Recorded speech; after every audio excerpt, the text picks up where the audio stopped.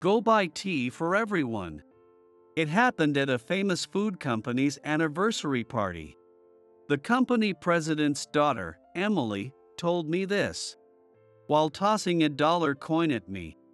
I quietly picked up the coin and handed it back to Emily. I felt an overwhelming sadness. Why did I have to be treated with such malice? The employees at the party, who witnessed the scene, turned pale and began murmuring among themselves. What's everyone fussing about? At that moment, Emily's father, the company president, approached me. And then, he uttered something shocking. My name is John, 42 years old. I usually work at a small seaweed processing factory on a remote island, but I recently returned to the city with my family. My two sons said they preferred the island over the city, and my wife also missed the wide open skies of the island. We came back to the city because we were invited to the anniversary party of a famous food company tomorrow. My mentor, the company's executive, Kevin, had asked us to attend, so we returned for the first time in years. Today, Kevin wanted to see me before the party, so I visited the company's headquarters alone. The company was housed in a skyscraper, one of the most prominent buildings in the city.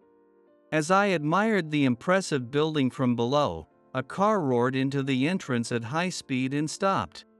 A woman with long hair, wearing a flashy suit and black sunglasses, stepped out of the bright red sports car. Two employees hurriedly rushed out of the entrance to greet her. You're late.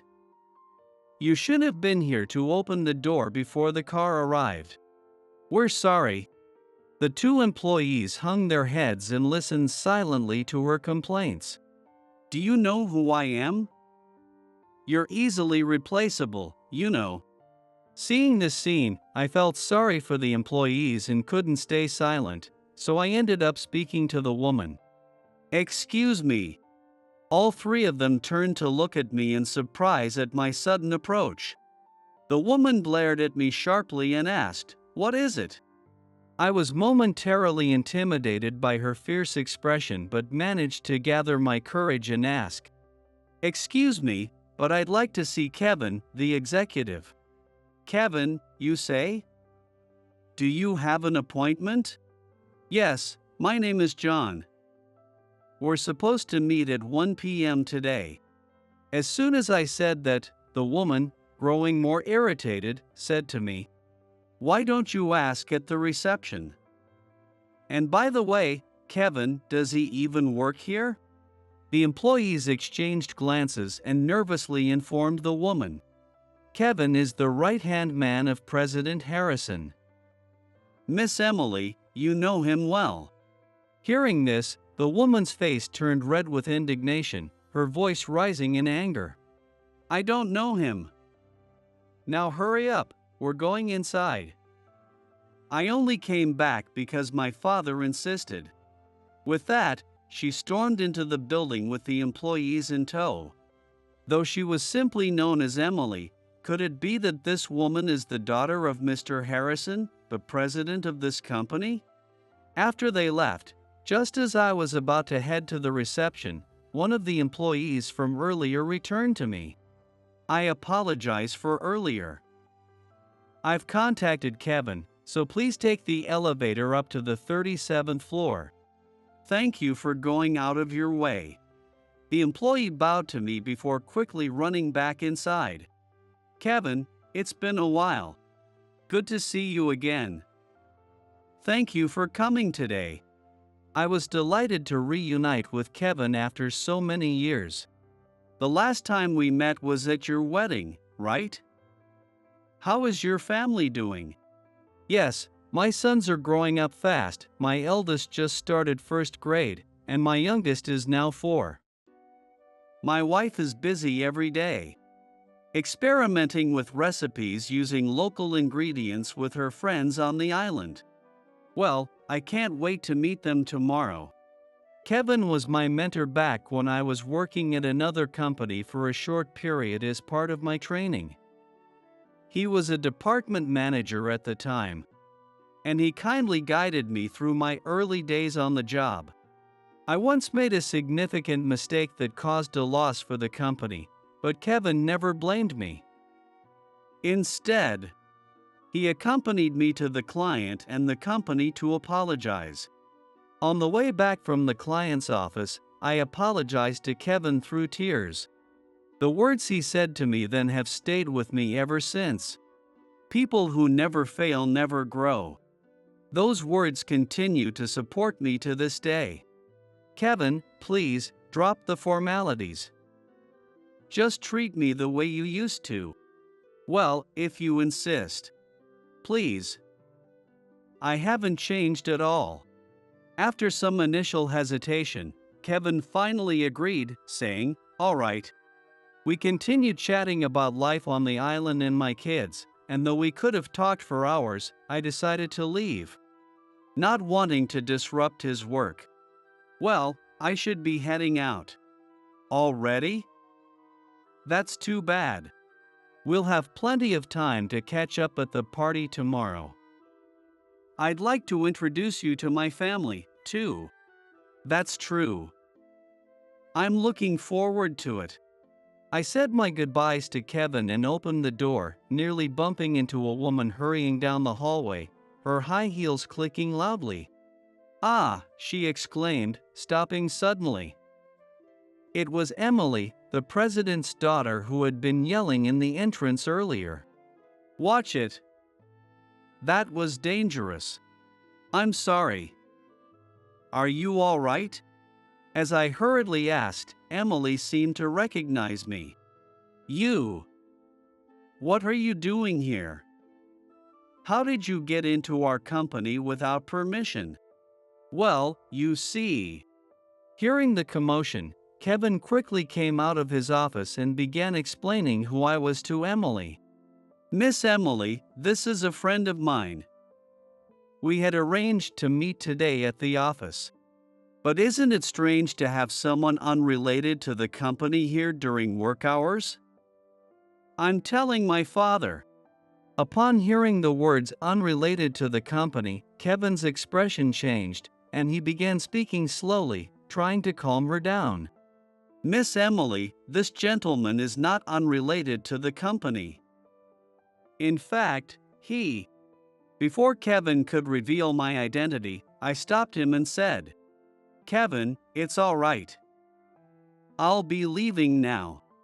But I apologized to the woman, saying I'm sorry, and, not wanting to cause any more trouble during work, I hurried towards the elevator to leave the area as quickly as possible.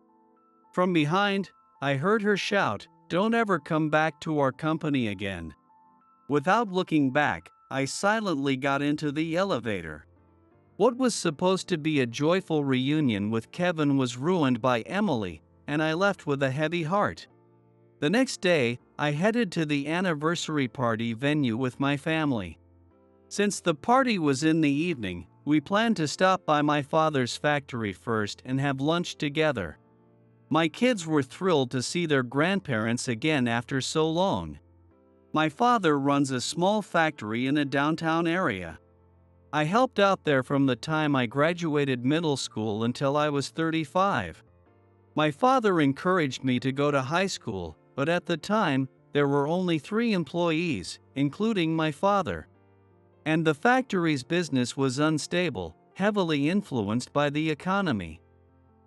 Considering this, I decided not to pursue further education and instead chose to help out at the factory. "Grandpa, we're here." As my kids called out while entering the factory, my father emerged from the back upon hearing their voices. "Oh, you made it. Dad, it's been a while. How have you been?" "Your mom's been excited to make lunch ever since she heard you all were coming. I'll go help her then." With that, my wife and kids headed towards the main house. After we all had lunch together, just as we were about to leave for the party venue, the phone at the factory rang.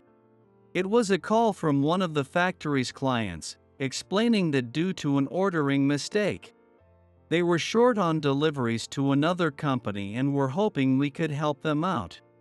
However, it was Sunday and the factory was closed, with no employees present. We should try to help them out. It sounds like they're in trouble. But, Dad, you can't do it alone. Don't worry about it. You should head to the venue. The party starts at 4, right? It would be rude to be late. Knowing that my father couldn't possibly handle the workload on his own, I decided to stay behind and help him. I told my wife and kids to go ahead to the venue, assuring them I'd join them later. Although my father was reluctant at first, he silently started working when he saw me putting on the work overalls hanging on a chair in the factory. We finished the job a little after 4 p.m. My father quickly headed out to make the delivery, saying, "John, thank you. I'll take care of the delivery." As I watched him leave, I couldn't help but feel a deep respect for him, for the way he values everyone. The venue was a well-known, historic hotel in the city. In my haste, I forgot to change out of the oil-stained overalls and ended up running to the party's reception dressed like that. The receptionist initially gave me a puzzled look when I arrived in my dirty work clothes, but after confirming my name, she looked at me again and then profusely apologized, saying, "I'm sorry. No, I'm sorry for being late. Is everyone already inside?" "Yes, the party started about 30 minutes ago." "Please, go ahead."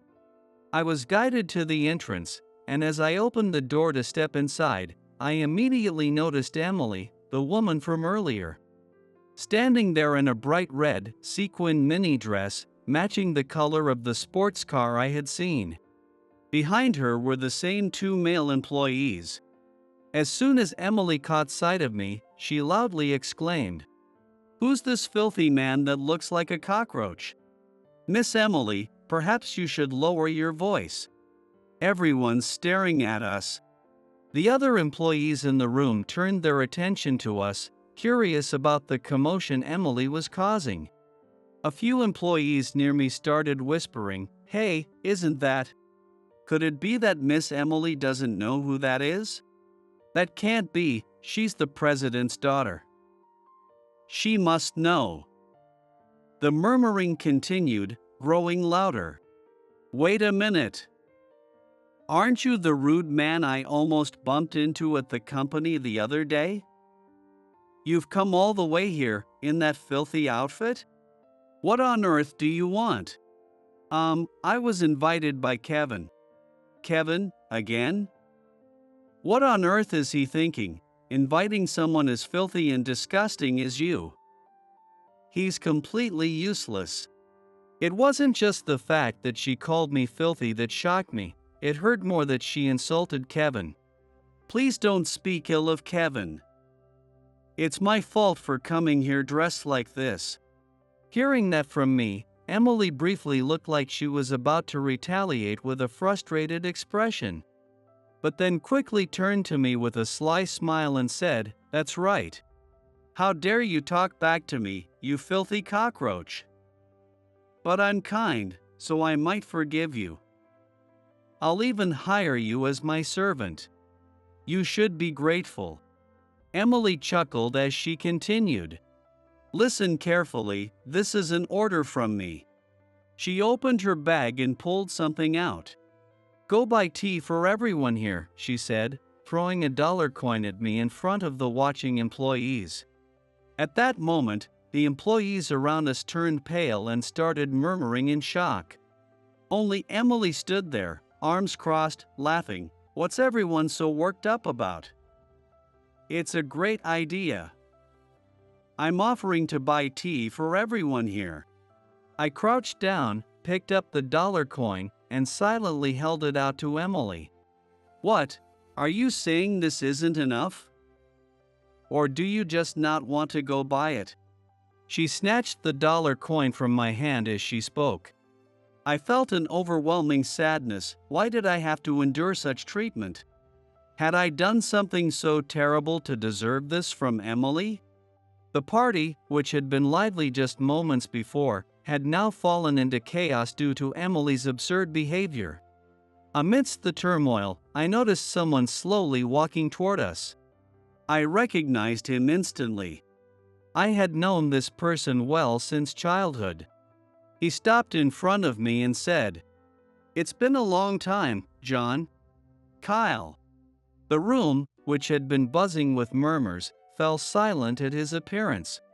Only Emily continued her noisy outburst, "Who's this stranger now? Who even is he? I heard you were coming today, John, so I thought I'd stop by as well." "It's great to see you." Kyle pulled me into a gentle hug. I was truly happy. I had wanted to see Kyle for so long. When I was in elementary school, one of my father's factory clients went bankrupt due to a bounced check. At that time, Kyle was working for that bankrupt company. He was in his 20s back then, sending money back home to his family, but when the factory suddenly went under, he found himself in a tough spot. Seeing Kyle's predicament, my father offered him a place to work and live at our factory. Even though times were tough for our factory as well, my father couldn't bear to see Kyle struggling and decided to hire him. Kyle worked tirelessly every day. I still remember how my father would often say, "Kyle is quick to learn and has a natural talent." I looked up to Kyle as if he were my real older brother, and he, in turn, treated me like a little brother, often saying I reminded him of his own sibling back home. Years passed, and Kyle's skills became recognized, leading to an offer from a large company to hire him. Kyle initially turned down the offer outright, but my father strongly encouraged him to take the opportunity. "Kyle, you're destined to do meaningful work that helps others. You'll gain more experience out there than you would staying here," my father told him. On the morning Kyle left, I cried, pleading, "Don't go." Seeing me in tears, Kyle hugged me and promised, "I'll come back when I've made it. Wait for me until then." I believed in his promise, and after finishing middle school, I worked hard at my father's factory. I thought that if I worked diligently, I could become as skilled as Kyle and get closer to him. Time passed, and the factory eventually found stability by the time I was about to turn 35. One day, a man came to the factory. My father recognized him immediately and shouted, "Kyle, is that really you? It's been a long time, Mr. Nelson." Hearing his voice, I rushed out from the back, and when he saw me, he smiled warmly. "It's been a while, John. Kyle, I've missed you." His smile was just as I remembered, nostalgic and comforting. My father invited him to have dinner with us, and Kyle was delighted. He reminisced about my mother's cooking, and for the first time in years, we all sat down at the same table. After dinner, Kyle asked me, "John, are you married yet?" "No, I'm seeing someone, but I'm still not there yet." "Well, how about getting there?" "Huh? What do you mean?" Kyle sat down in front of us, folded his legs under him, and said, "I want you to take over my company, John." "What?" "I want you to become the chairman of all 50 of my group companies." "What? Chairman? Of 50 companies?" As I listened, I learned that Kyle was now the chairman of a group of 50 companies, and he wanted me to take over all of them. No way. I can't handle such a huge responsibility. "I want you to do it because I trust you." No matter how many times I said it was impossible, Kyle kept insisting. Even my parents, who were initially shocked, eventually agreed with Kyle's proposal and ended up joining him and convincing me. Overwhelmed by their determination, I found myself saying, "All right, I'll give it a try." After that, I began studying business management at an accelerated pace. I also visited each of the group companies across the country, working undercover from the ground up to truly understand the business. I thought that by not revealing my identity as the chairman, I might better understand the true essence of the companies.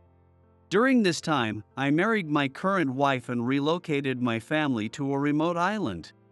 On that island was a small seaweed processing factory, one of the group companies, where I had been training. I had fallen in love with the island during that time. The factory emphasized the importance of human connections, which reminded me of my father's factory. Just recently, I had finally announced to the media that I was the current chairman. Emily, meanwhile, watched our reunion with a bored yawn. Gradually, the employees began to realize who we were, and eventually, they started whispering among themselves. "Isn't that the former chairman and the current chairman?" It seemed that Emily overheard this but didn't quite understand what it meant, so she asked her attendants, "What do they mean by the current and former chairman?" I didn't know until recently, but apparently, those two are the current and former chairman of our company. What? Why didn't anyone tell me? And why didn't you say anything sooner? Realizing I was the current chairman, Emily began to panic and started blaming the employees for not informing her sooner. "We've been traveling abroad with you for years, Miss Emily, and we only just returned. We didn't know who the current chairman was either." One of the employees shouted this, nearly in tears, before running out of the room. Seeing this, the other employee quietly followed suit. I sympathized with them. They had clearly reached their breaking point. After the employees left, Emily was left standing alone, surrounded by a crowd of employees who watched her from a distance. They ran away so quickly. This is boring, I might as well leave too. Just then, the door opened, and Emily's father, Mr. Harrison, walked in. "Oh, Dad? Weren't you resting in your room?" After the party started and Mr. Harrison finished his greeting, it seems he took a break in a room for a while. The employees around me were saying that he's been busy with consecutive workdays and doesn't seem to be feeling well. It was the first time I saw Mr. Harrison, and I noticed that he did indeed look unwell. He had received a report from his secretary about the commotion and hurried back to the venue. Ignoring Emily's surprised expression, Mr. Harrison walked past her, approached me, and suddenly knelt down, bowing his head to the floor in a deep apology. "Mr. Nelson, I sincerely apologize for my daughter's behavior." Seeing her father bowing to me in front of all the employees, Emily seemed to be embarrassed and shouted, "Dad! What are you doing in front of everyone? Get up already."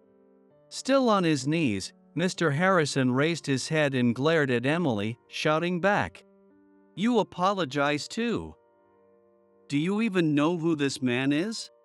Despite her father's words, Emily showed no signs of concern. "Who? I don't know him well, but isn't he just the chairman of our company? That doesn't have anything to do with me, right?" Hearing this, Mr. Harrison began trembling with rage. "Emily, you are such a fool. It pains me to see how ignorant my own daughter has become."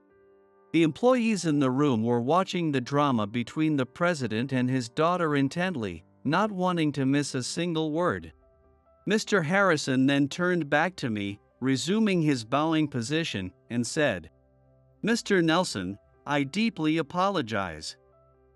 The fact that my daughter has become like this is entirely my fault as her parent. I take full responsibility, and I intend to resign from my position as president immediately." His declaration of resignation sent a wave of shock throughout the room. "Mr. Harrison, please raise your head. There's no need to bow like this."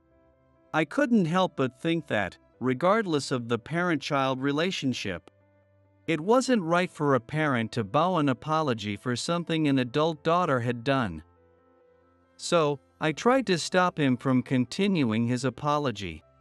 However, Mr. Harrison wouldn't budge. No, I have turned a blind eye to my daughter's mistakes for far too long. They say the more troublesome the child, the more you love them.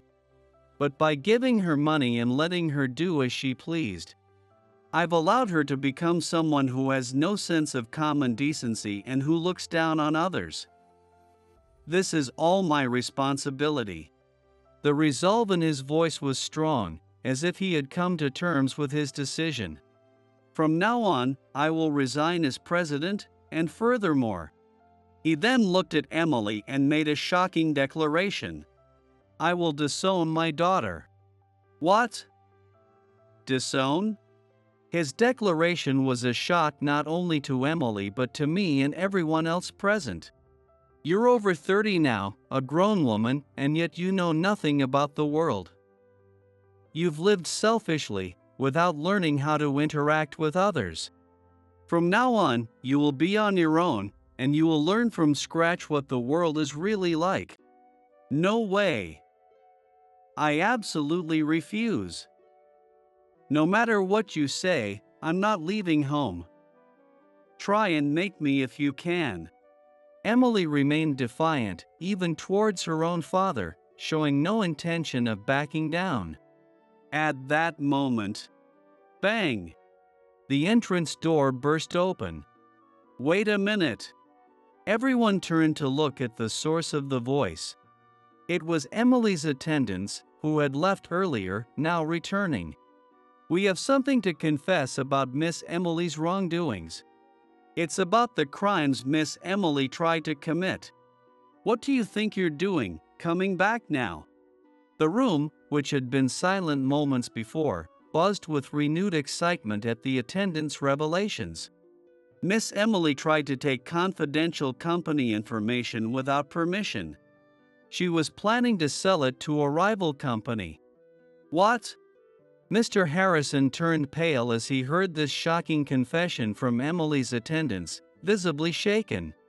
Of course, it's impossible due to security measures, but when she realized she couldn't do that, she told us to find a way to withdraw money from the company instead.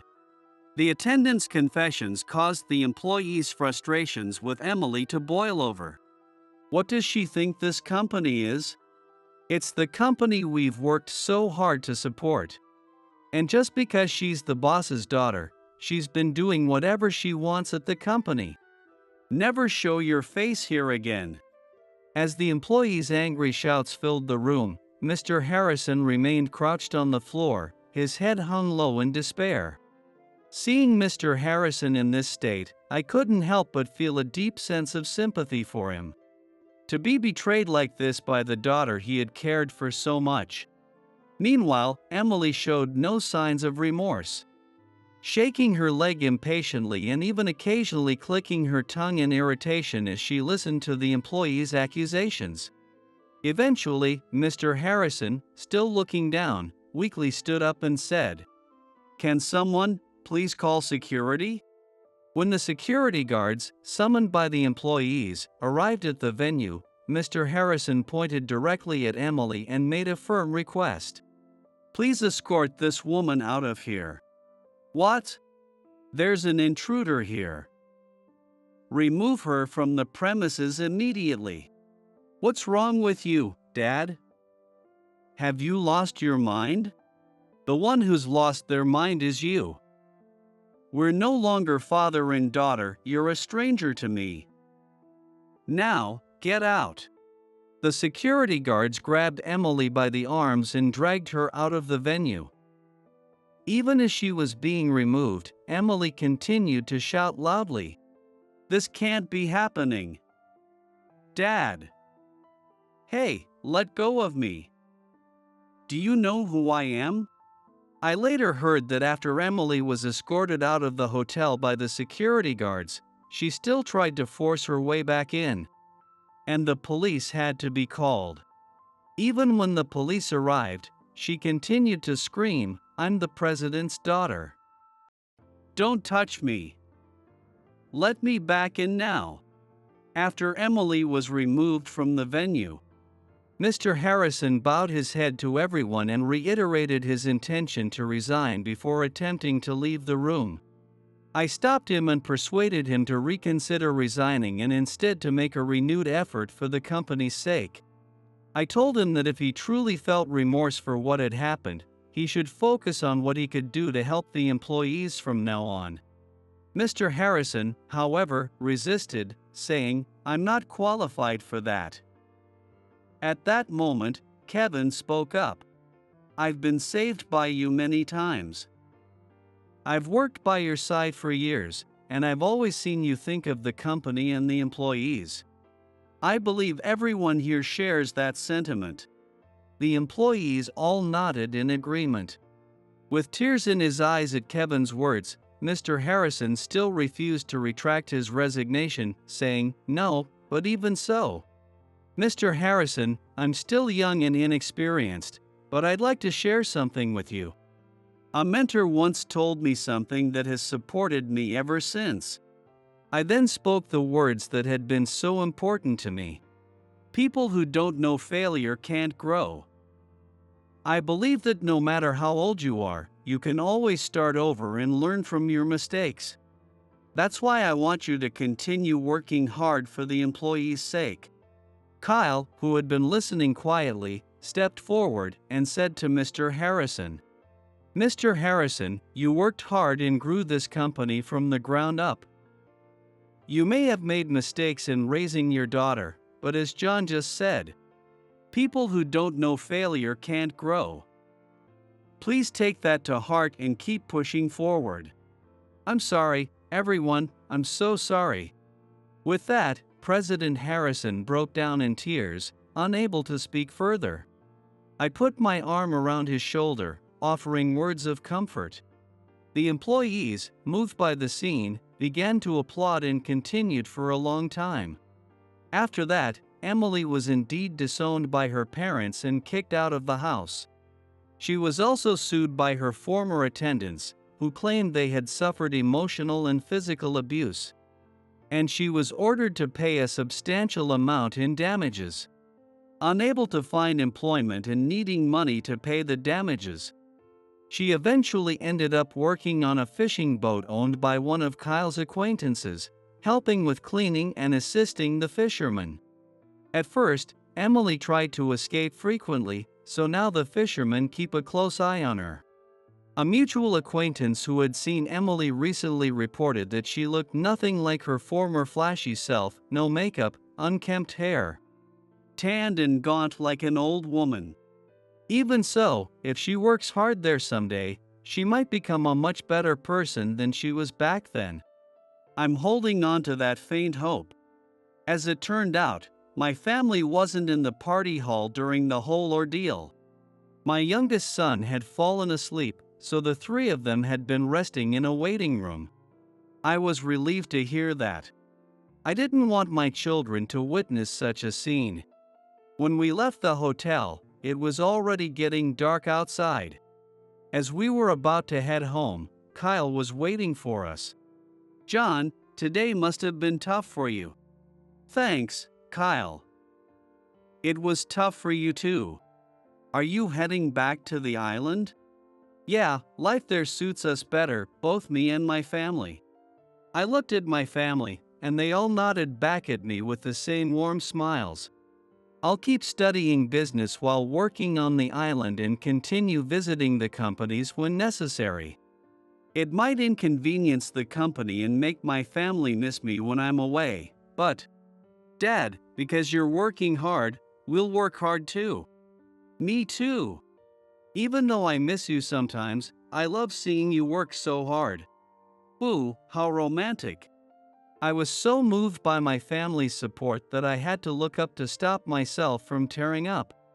I'm glad I entrusted everything to you. I've never been much of a businessman, just a guy who loves making things.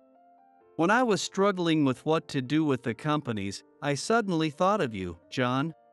Really? I always wondered why you chose me. You grew up watching your father, didn't you? You've become kind, thoughtful, and you've grown into someone just like him. Kyle's words resonated deeply within me. I was touched to know he thought of me that way. You're a strong person because you never abandon those who are weak. That's why I knew I could trust you with everything. Yeah. Dad's the best and the strongest. Yes, the absolute best. Come on, now I'm embarrassed. I felt a renewed sense of gratitude for everyone around me. The reason I've been able to stay true to myself all these years is thanks to my parents, my family, Kyle, and Kevin. Dad, let's go back to the island soon. Yes, let's head back soon. To the place where I truly belong. You're fired. Whether you're here or not doesn't make a difference. I had joined a company that supplies ingredients for school lunches through a mid-career recruitment. One day, during my first time helping with deliveries, I ended up being late. Rudy, the office manager who hadn't helped me at all, told me I was fired. I'll inform Mr. Truman, so you don't need to come in tomorrow. As he abruptly dismissed me, there was something in his expression that seemed suspicious. But little did Rudy know that his scheme would lead to such an outcome. My name is Hugo. I'm more of an indoor type, good at focusing on detailed tasks. At work, I often use computers to increase efficiency. I've had that tendency since I was a kid. While my school friends were playing soccer or baseball, I was deeply engrossed in video games or board games. Next, here. I placed my piece, showing the white side up. I checked the board vertically, horizontally, and diagonally, flipping the black pieces wherever there was white.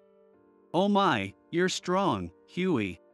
The lady living next door, perhaps worried that I was always playing alone, often played with me. We played card games and board games like the game of life almost every day. On this day, she was playing Othello with me. Most of the pieces on the board were white, and the result was a landslide victory for me. I wasn't sure if she was letting me win, but as a child, I simply accepted it and rejoiced. I did it! He. She smiled at the sight of me, a happy boy. I've never lost a game at school. Oh my, really? I was undefeated in board games, card games, and other competitive games, whether digital or analog, at school. My win rate was particularly high in puzzle games. The other day, everyone praised me. Well, that's amazing. On the other hand, when it came to sports in gym class, I had no chance of winning. Oh, it's almost 5 p.m. already. I'd better clean up the Othello board and head home. Thanks again for today. You're welcome. Come by and play anytime. Okay. Both of my parents worked, so they wouldn't be home until this time.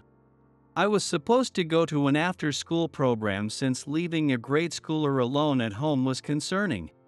However, since it would be inconvenient to pick me up from there, the lady next door kindly offered to look after me. My mom offered to pay for snacks, but the lady refused. Thanks to her generosity, I was looked after without any expectation of repayment. My nature didn't change even in high school. I was good at thinking things through logically and solving problems step by step. Because of that, I never struggled with math. Later, I continued to excel in math even after entering college. I see, so that's how it works. Oh no, wait, that's wrong. I stared intensely at the math workbook. As the saying goes, practice makes perfect. Math was my best subject. I also liked physics, but when they ignored air resistance or assumed no friction, I found such unrealistic assumptions to be bothersome. There are quite a few exceptions, and I have a bit of a hard time with it. On the other hand, math is universal. There are exceptions, but not as many as in physics. Once you've proven something in math, it's an undeniable fact that always holds true. By combining multiple rules, problems unravel themselves. I get excited during the process and feel an incredible sense of accomplishment when I solve them. When I think about it, it's a lot like a puzzle. No wonder it suits my tastes. Oh, I see, it's this way. When the path to the solution opens up, I get this rush similar to finding the best move in chess or Avalon. But then again, there are subjects I'm absolutely terrible at. Tomorrow's test is math and world history. To me, history classes at school are just about memorizing timelines. I can't shake the image that it's just in this year, this person did this, the end. It's so dull, and I can't seem to change that perception now. The history explanation videos on YouTube, where they structure it like a story and explain the motives behind actions, are interesting. And if it's about some occult historical theory or something I learned through a board game's lore, I remember it well. So I have a bit of knowledge, but school classes still make me drowsy. Literature is a complete no-go. I don't understand a thing. The test material for literature gets deleted from my memory right after the test is over. My friends tease me, calling me a math nerd or something like that. In response, I'd often joke back, saying, I'm not one to dwell on the past, turning it into a laugh. Naturally, I chose a college path where I could immerse myself in math. However, my struggle with liberal arts held me back from getting into any prestigious schools. I ended up at a somewhat obscure local university, majoring in math, physics, and engineering, and managed to stay on track to graduate in 4 years without repeating a grade. This one's no good, this one's no good. Oh, this one's no good either. My 4 years at university went relatively smoothly, but I hit a wall right at the end during the job hunt. I got an email. I heard my phone's notification sound and opened it. Got dumped again. All I kept getting were rejection notices. Fall had passed, and as winter approached, I was getting more and more anxious with no job offer in sight. Most of my friends had already secured offers. It was obvious at that point that it wasn't about my academic background. Having spent my life in small, tight-knit communities, I wasn't good at talking to people. Hugo, how's the job hunt going? Well, to be honest, not so great. Not just my friends, but even Mr. Tanner from my research lab started worrying about me. I'd written so many application forms that I lost count. I see. But don't get too discouraged. Yeah, I'll keep trying. But after the latest rejection, I was out of options. I had to find new places to apply from the first round again. In this dire situation, spring was just around the corner. What? I got the job. Just as I was starting to lose hope, I received an email not with a rejection, but with a job offer. I had only sent in my application and gone through one interview, but they had already made a decision. Although I felt a bit suspicious, I didn't have the luxury to be picky. I contacted the company and arranged to start working there in June of the following year. After all the struggles to get into the company, I ended up quitting in just about 2 years. On the surface, it seemed fine, but internally, it was a ridiculously toxic environment. They were always short-staffed, with unpaid overtime and taking the last train home being the norm. The bosses were all terrible, and within half a year, both my mind and body were completely worn out. After 2 years of living like that, my health deteriorated to the point where I had to be hospitalized. Oh, so that's why there aren't any senior employees close to my age here, I thought as I quickly submitted my resignation. If a company is willing to hire someone late in the season, it's probably for reasons like this. After being discharged from the hospital, I returned to my parents' house and spent some time doing nothing. Realizing I couldn't continue like that, I started looking into finding a new job. Around that time, an acquaintance introduced me to a job.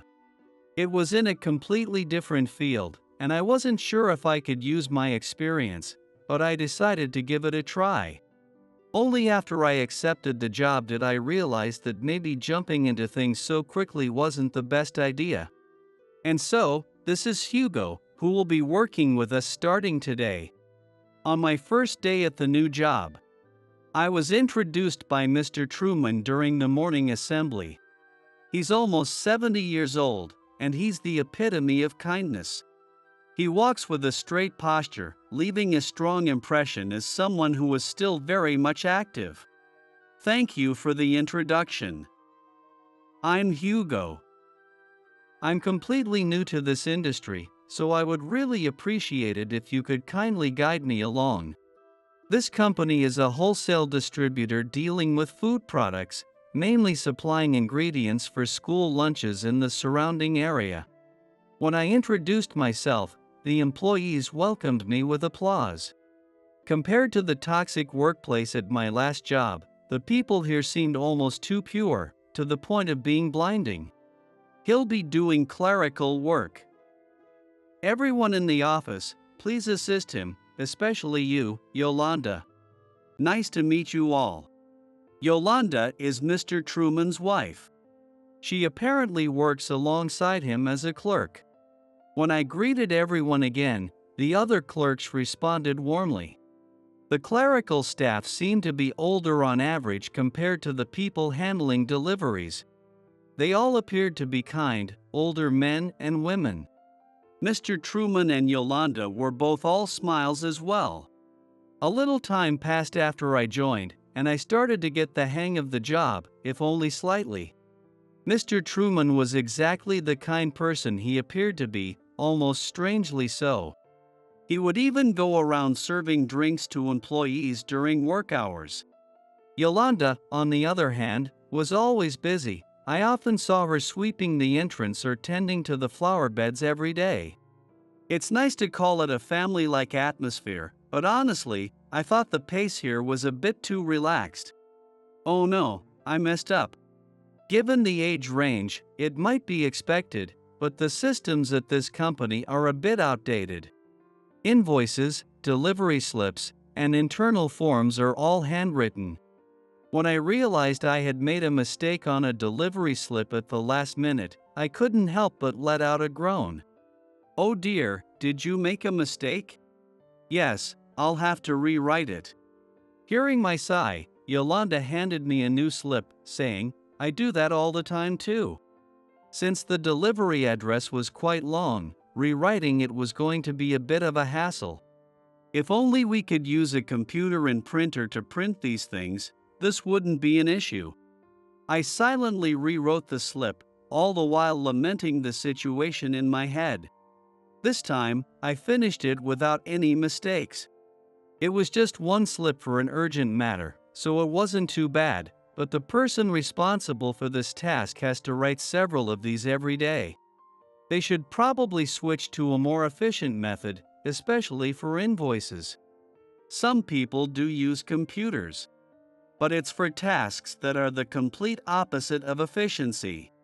For example, there's someone who goes through the mysterious ritual of re-entering the destination items and tracking numbers into a spreadsheet after sending a package.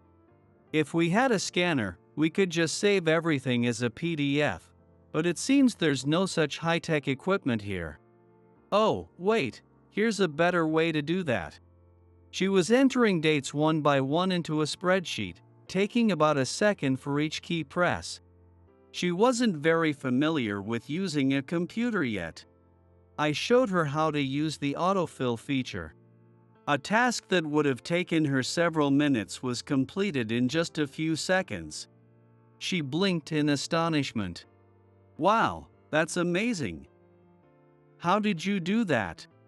Well, first, you do this here. Even though it wasn't really a complex procedure, she was carefully jotting down every word I said. and then it automatically fills in the rest like this. I didn't know there was such a trick. Hugo, you really know your way around a computer. Seeing her reaction, I couldn't help but be a little impressed, despite myself. I'm an old man, I'm an old woman. Many people stop learning for such reasons. But not her. You could see the determination in her eyes to eventually master this modern tool called a computer. As a newbie, it feels strange to say this, but this company is small. Yet, it seems to me that my senior colleagues are just stagnant. The story of me teaching someone about computers spread throughout the company in no time. I just teach them the basics, like simple functions and shortcut keys, but the employees are like, amazing, and they praise me in an exaggerated way. I quickly gained a reputation as the go-to computer expert. As I started to see some positive results in improving work efficiency and began to feel more confident, there was someone who didn't take it well. Hey, Hugo, stop doing things on your own. One day, right as I arrived at work in the morning, I was suddenly reprimanded. As I looked around, confused, a man emerged from the back of the office. It was Rudy, the office manager here, who was also my direct supervisor. Good morning. I don't need your greetings. I didn't think I had done anything to deserve being scolded, but he was heading toward me with an intense expression. I hear you've been meddling with how we do things around here, even though you're just a newbie. Are you talking about the efficiency improvements? His complaints were vague and without specifics. Unfortunately, I'm all too familiar with such unreasonable behavior. I hate to admit it, but my experience at the toxic workplace is somewhat coming in handy. But the way things are now, it's too much work for everyone. Shut up. Just stop doing things on your own. As I was getting scolded, other clerks started arriving one by one. There was a bit of a commotion as they wondered what was going on, and Mr. Truman and Yolanda, who had heard Rudy's voice, also came over. What's the matter, Rudy? A senior employee asked him, but he wasn't calming down. This guy's been messing around without permission. Rudy kept shouting the same thing over and over. It's true that changing how work is done without consulting anyone isn't good. I probably should have at least discussed it with someone first, but does he really need to be this angry? Calm down, Rudy, Mr. Truman said. Mr. Truman, how can you stay calm about this? Despite Mr. Truman's gentle attempt to soothe him, Rudy's tantrum didn't subside. A few people around were visibly shrinking back. Rudy. Yes. Seeing this, Mr. Truman called out his name sharply. Finally, Rudy fell silent. Listen carefully, Rudy. This company's operational system is outdated by industry standards. As the office manager, you should be well aware of that, right? Yes. Mr. Truman expressed his support for the work efficiency improvements I had been leading.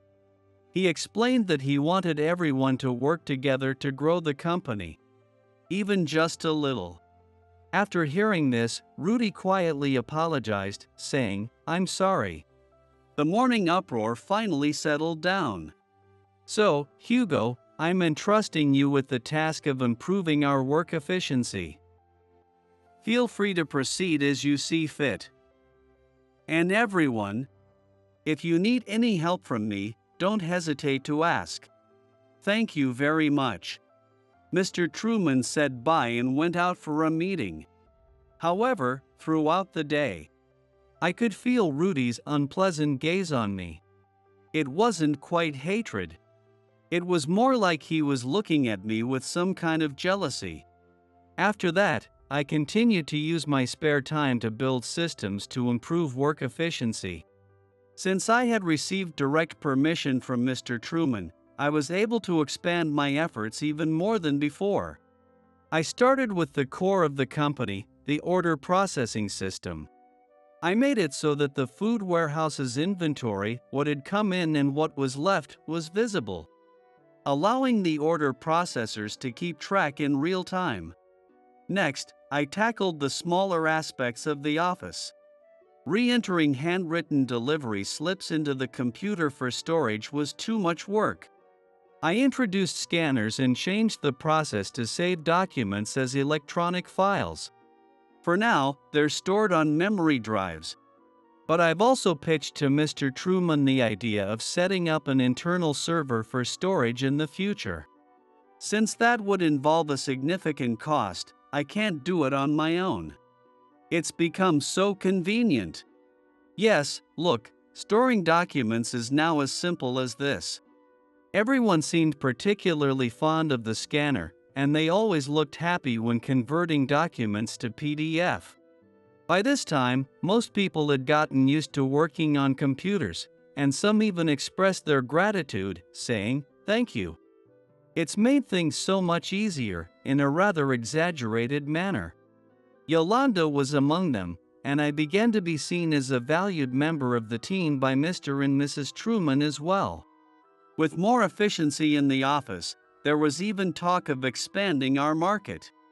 Thinking that my work was helping the company grow made my job incredibly enjoyable. But I'm being glared at again. However, it seemed Rudy wasn't pleased with all of this.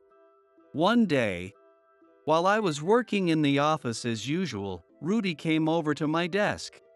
"Hugo, we've got a bit of a crisis in the field, there aren't enough delivery people. I need you to go help out." Understood. He said he had already gotten Mr. Truman's approval, so I borrowed the truck keys and quickly got in. Of course, it wasn't a new vehicle, and it was a manual transmission. They said the car was just inspected the other day, but is this okay? I'm a little scared. Back in school, my driver's education course had the rare option of teaching both manual and automatic, and out of curiosity, I took both. But I hadn't touched a clutch pedal since then. I drove the unfamiliar vehicle for about half an hour, heading toward the designated school. This should be the area. I had set up the navigation on my phone, but the roads were so convoluted that I couldn't find the exact location. The GPS announced, "You have arrived at your destination," but I still couldn't pinpoint the entrance. The destination was likely just around the corner, and I could even see the building. This is frustrating. Maybe I should ask for directions. I parked the truck and decided to call the office on my phone. I dialed the number registered under the office. "This is Rudy," came the voice after 2 rings. Since my phone was registered with the office, he immediately knew it was me calling. "It's Hugo. I'm near the destination, but I can't seem to find the entrance." "What? Don't bother me with something like that." I was scolded so harshly that I instinctively pulled the phone away from my ear for a moment. "I'm really sorry, but I'm completely lost. We're busy here too. Just figure it out on your own." "But, oh." I tried to argue, but he abruptly hung up on me. The office staff probably wouldn't know the detailed directions, and as for the other drivers, this is terrible, I don't know their phone numbers. I'd always called them from the office phone using speed dial, so I never memorized them. Guess I'll just have to keep searching. I stared at the map app for nearly 20 minutes, before finally finding what seemed to be the right road. It was a narrow path, barely wide enough for the truck. No wonder I couldn't find it on my first try. I deeply apologize for the delay. I finally managed to reach the school and deliver the food supplies. However, I was significantly behind schedule. We can't afford to have such delays. We need to cook on time. I'm truly sorry. I was thoroughly scolded by the kitchen staff. I repeated my apologies over and over. Whether or not they forgave me, I returned to the office feeling utterly downcast. As soon as I walked in, I saw Rudy standing there with a furious expression. "We got a complaint from the school because of you. What are you going to do about it?" Apparently, the kitchen staff had called the company multiple times due to the delay. The office staff had been quite worried due to the frequent calls. "I'm sorry, but if you had given me directions when I called." "Don't talk back to me. They said they're not going to order from us anymore. The next order will be their last. You've caused us to lose an important client. Can you take responsibility for that?" It was clear he wasn't interested in hearing my side of the story. "Don't talk back" is an unbeatable phrase. Once it's said, you're completely stuck. "Come on, Rudy, there's no need to yell like that." A senior office clerk stepped in to try and help me out. But it seemed that this time, Rudy's anger wouldn't be so easily soothed. "Shut up. This doesn't concern you, so stay out of it." The senior clerk recoiled at his harsh tone. "It's not that I'm entirely blameless for the late delivery. I should have double-checked the directions and landmarks before setting out. However, I also feel that Rudy's response was far from appropriate. Did the kids at the school get their lunch on time?" I felt genuinely sorry if this situation caused any delay in their meals or if they missed out on eating altogether. "That doesn't matter. What are you babbling about?" Though I was concerned about the children, ultimately our customers, Rudy only grew angrier, slamming his fist on the desk as he yelled. "Did I really ask something so wrong? You better watch yourself." "I'm sorry." He glared at me as I shrank back, then returned to his desk. According to the whiteboard, Mr. Truman was out of the office. I decided I would apologize to him when he returned. With that plan in mind, I resumed my work, but Rudy kept muttering under his breath. The atmosphere in the office was tense and miserable for the rest of the day. As the clock ticked past the end of the workday, one by one, my colleagues left after saying their goodbyes. Apparently, Mr. Truman was going to head straight home. I thought about leaving and apologizing first thing in the morning. Just as I was about to pack up and leave, Rudy approached me again. "Hey, Hugo." "Yes?" This time, his demeanor was completely different from earlier. He spoke in a gentle tone, with a soft expression on his face. "You're fired. It doesn't matter if you're here or not." As soon as Rudy finished speaking, his face twisted into a malicious grin, a smug look of triumph. I was so taken aback that my mind went blank. After a few seconds, I realized what was happening and thought to myself, "You don't have the authority to fire me, do you?" But it would only escalate things or trigger another tantrum. I decided not to say it. "Understood." I averted my gaze by looking down at the floor. As I turned to leave, Rudy, looking pleased with himself, said, "I'll inform Mr. Truman, so you don't need to come in tomorrow." He then made a shooing gesture with his hand. "Thank you for everything," I said in a low voice, bidding farewell to the company. That night, I received a call from Mr. Truman, who must have learned about the situation. "Don't worry about it. You just go ahead and do what you need to do." His voice was gentle, genuinely kind. So much so that it nearly brought me to tears, especially in contrast to Rudy. "Thank you so much, Mr. Truman." Even though he couldn't see me over the phone, I was on the verge of tears as I thanked him. "No need to thank me, Hugo. I'm the one who should be thanking you." "Well, good night." "Yes, good night." I placed a hand on my chest as I ended the call. Even though I still felt down, if I was fired, so be it. I'd proceed with my plans with Mr. Truman.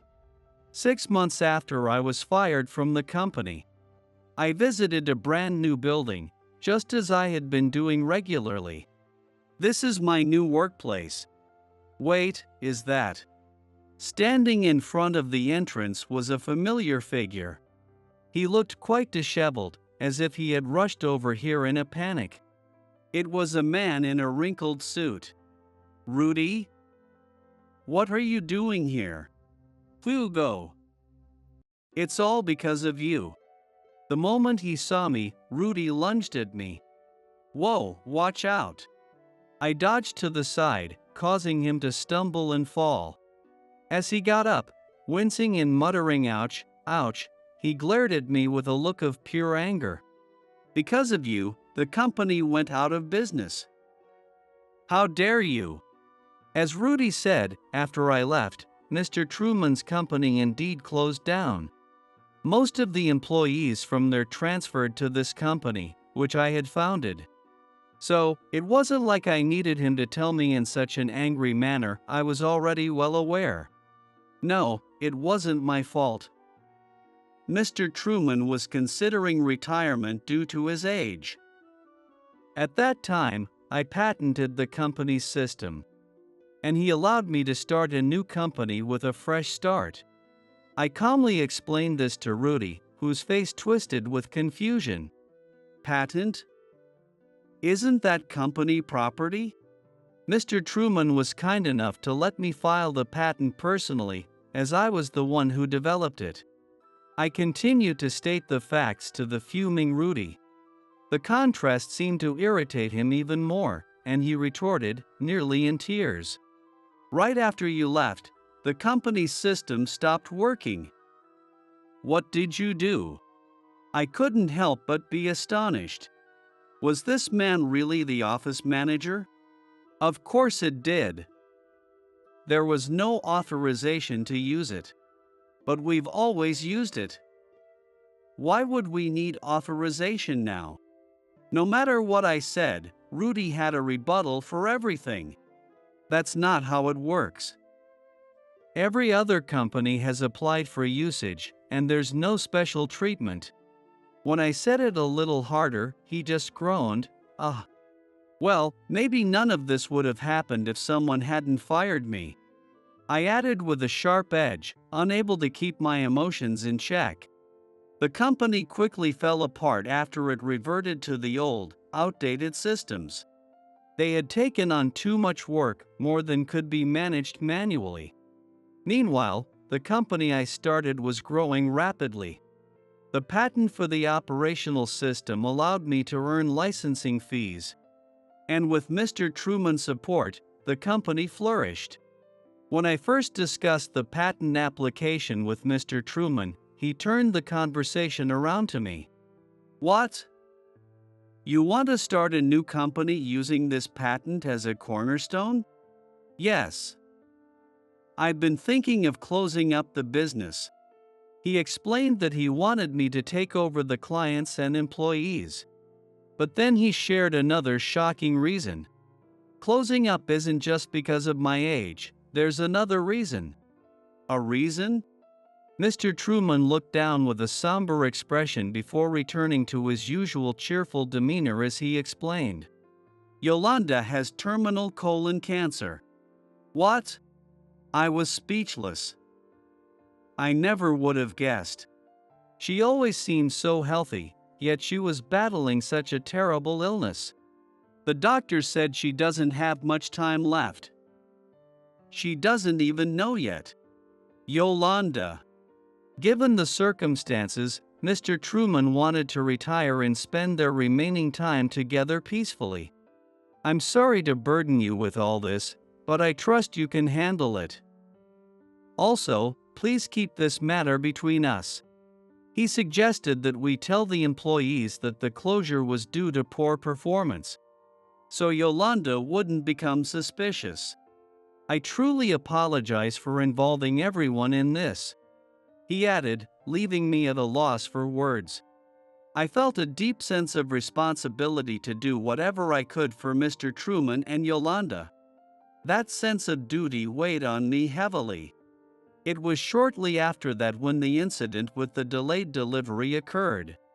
Conveniently fired after that, I took the opportunity to fully launch the new company. Thanks to Mr. Truman's groundwork with our clients and employees, the company grew rapidly within just 6 months. Since I had promised to keep the matter a secret, I didn't mention anything about Yolanda's illness to Rudy.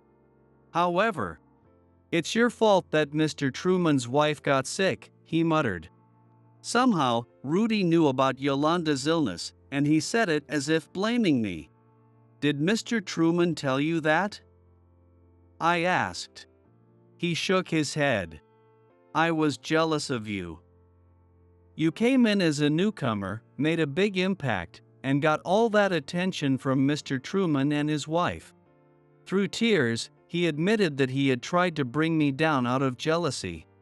When he heard that the person he had ousted went on to start a new company and made $10 million in profits, he was stunned.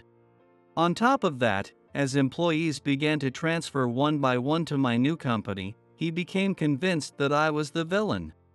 Rudy's voice trembled as he recounted this. I had somewhat sensed his feelings, but hearing it directly was still a shock. "How is Mrs. Truman doing? She can't even get out of bed anymore." "What?" His response was far worse than I had imagined, and I couldn't help but raise my voice in shock. Internally, I cursed the fact that Mr. Truman hadn't told me sooner. Was it because he didn't want me to worry? "Rudy, do you know which hospital Yolanda is in?" "Ha? Do you know where she is?" When he didn't respond, I pressed him, and he finally snapped out of it. "Yes, I know. I'll drive. This time, make sure to give me proper directions." I practically forced the now defeated Rudy into the passenger seat of the company car, and he guided me to the hospital. When we arrived, I rushed to Yolanda's room. There she was, lying in bed, with Mr. Truman sitting on a foldable chair beside her. "Oh, you came?" She greeted me with a raspy voice. The woman who used to cheerfully sweep the entrance was now a shadow of her former self. Her limbs had grown frail, and it seemed like the wrinkles on her face had deepened significantly. She looked like a different person. "Thank you for coming to see me, Huey. Aunt Yolanda." We addressed each other with the nicknames we hadn't used in years. Yolanda had known me since childhood. She was the neighbor who looked after me instead of daycare and played games with me. "That is this Yolanda." Though we weren't related by blood, our families had always been close. Yolanda was the one who took me in when I was holed up after quitting the toxic workplace. "Sorry I couldn't visit more often." "It's okay. You've been busy with the new company, right?" I gently held her hand. Her fingers, now so thin, felt like they were just skin and bones. "Make sure to visit your parents sometimes, okay? The last time we talked, your mom was complaining a bit," she said with a familiar, gentle smile that hadn't changed over the years. As Rudy watched Yolanda and me chatting warmly, he seemed surprised. Mr. Truman patted Rudy's back gently and said, "Thank you for coming, Rudy. Yolanda is a lucky woman to have you here. He say thank you for that." His words of gratitude moved all three of us to tears. The only one who wasn't crying was Yolanda, who just kept smiling. That evening, with a peaceful expression on her face, Yolanda passed away. Sometime later, Rudy made an appointment and visited my company. He was dressed impeccably, and I led him to the conference room, wondering what was going on. "I was jealous of you before, and I unfairly blamed you, even driving you to resign. It was all because of my own shortcomings. I can't apologize enough," he said quickly, as he attempted to kneel before me. Whoa, no need for that. I quickly stopped him, holding his shoulder and urging him to stand. He explained that Mr. Truman had told him everything. The real reason the company was closed and why I was close to Mr. and Mrs. Truman. Realizing he had wronged me without knowing the full story, Rudy was filled with regret. Although Rudy kept insisting it was all his fault. I knew I had things to apologize for as well. I'm sorry, too, for acting so immaturely. Rudy had a strong sense of loyalty to Mr. Truman. It must have bothered him to see someone like me, who had joined through a mid-career hire, getting close to Mr. Truman so quickly. I had suspected this from the beginning but did nothing about it. We should have talked things out back then. Yeah. Rudy mentioned that he had switched to a completely different industry. We might never cross paths again, given our respective fields. With that in mind, I extended my right hand. Rudy didn't say anything but smiled and shook my hand firmly. After that, my company continued to grow. Our achievements were recognized, and we were able to resume our business with the school where the delayed delivery had happened. "We're here with your food supplies," I said. I personally handled the first delivery, wanting to offer my apologies as well. Navigating the same tricky roads, I arrived at the school where the stern-faced kitchen staff member greeted me. "On time this time, huh? I'm sorry for the previous time. No need to apologize. Your president already came by and apologized personally." Apparently, Mr. Truman had gone to the school himself to apologize after the incident. So, I heard his wife passed away? Yes, from colon cancer. Such a shame. Why is it that the good ones always seem to go too soon? His words, spoken with genuine sadness, brought tears to my eyes. Well, I need to get back to cooking. Looking forward to working with you again, Mr. Connor. Yes, thank you, and I look forward to working with you too. I nodded in acknowledgement and climbed into the now familiar truck. Yolanda never had children of her own. Maybe that's why she was so kind to the neighborhood kids. She probably took great pride in her work, handling the ingredients for school lunches. As I started the engine and looked up at the blue sky through the window, I thought, I'll visit her grave after work. There's still so much gratitude I haven't had the chance to express to Yolanda. As these thoughts crossed my mind, I could almost hear her gentle voice, as if she were still there with me.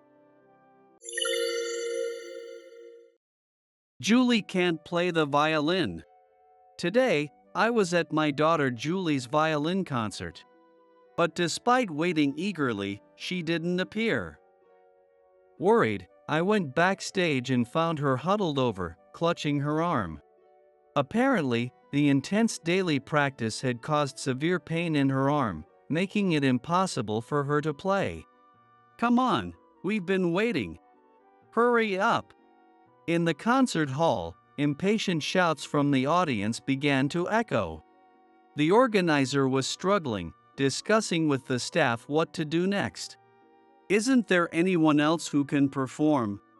Anyone else? Everyone's waiting for her. There's no replacement.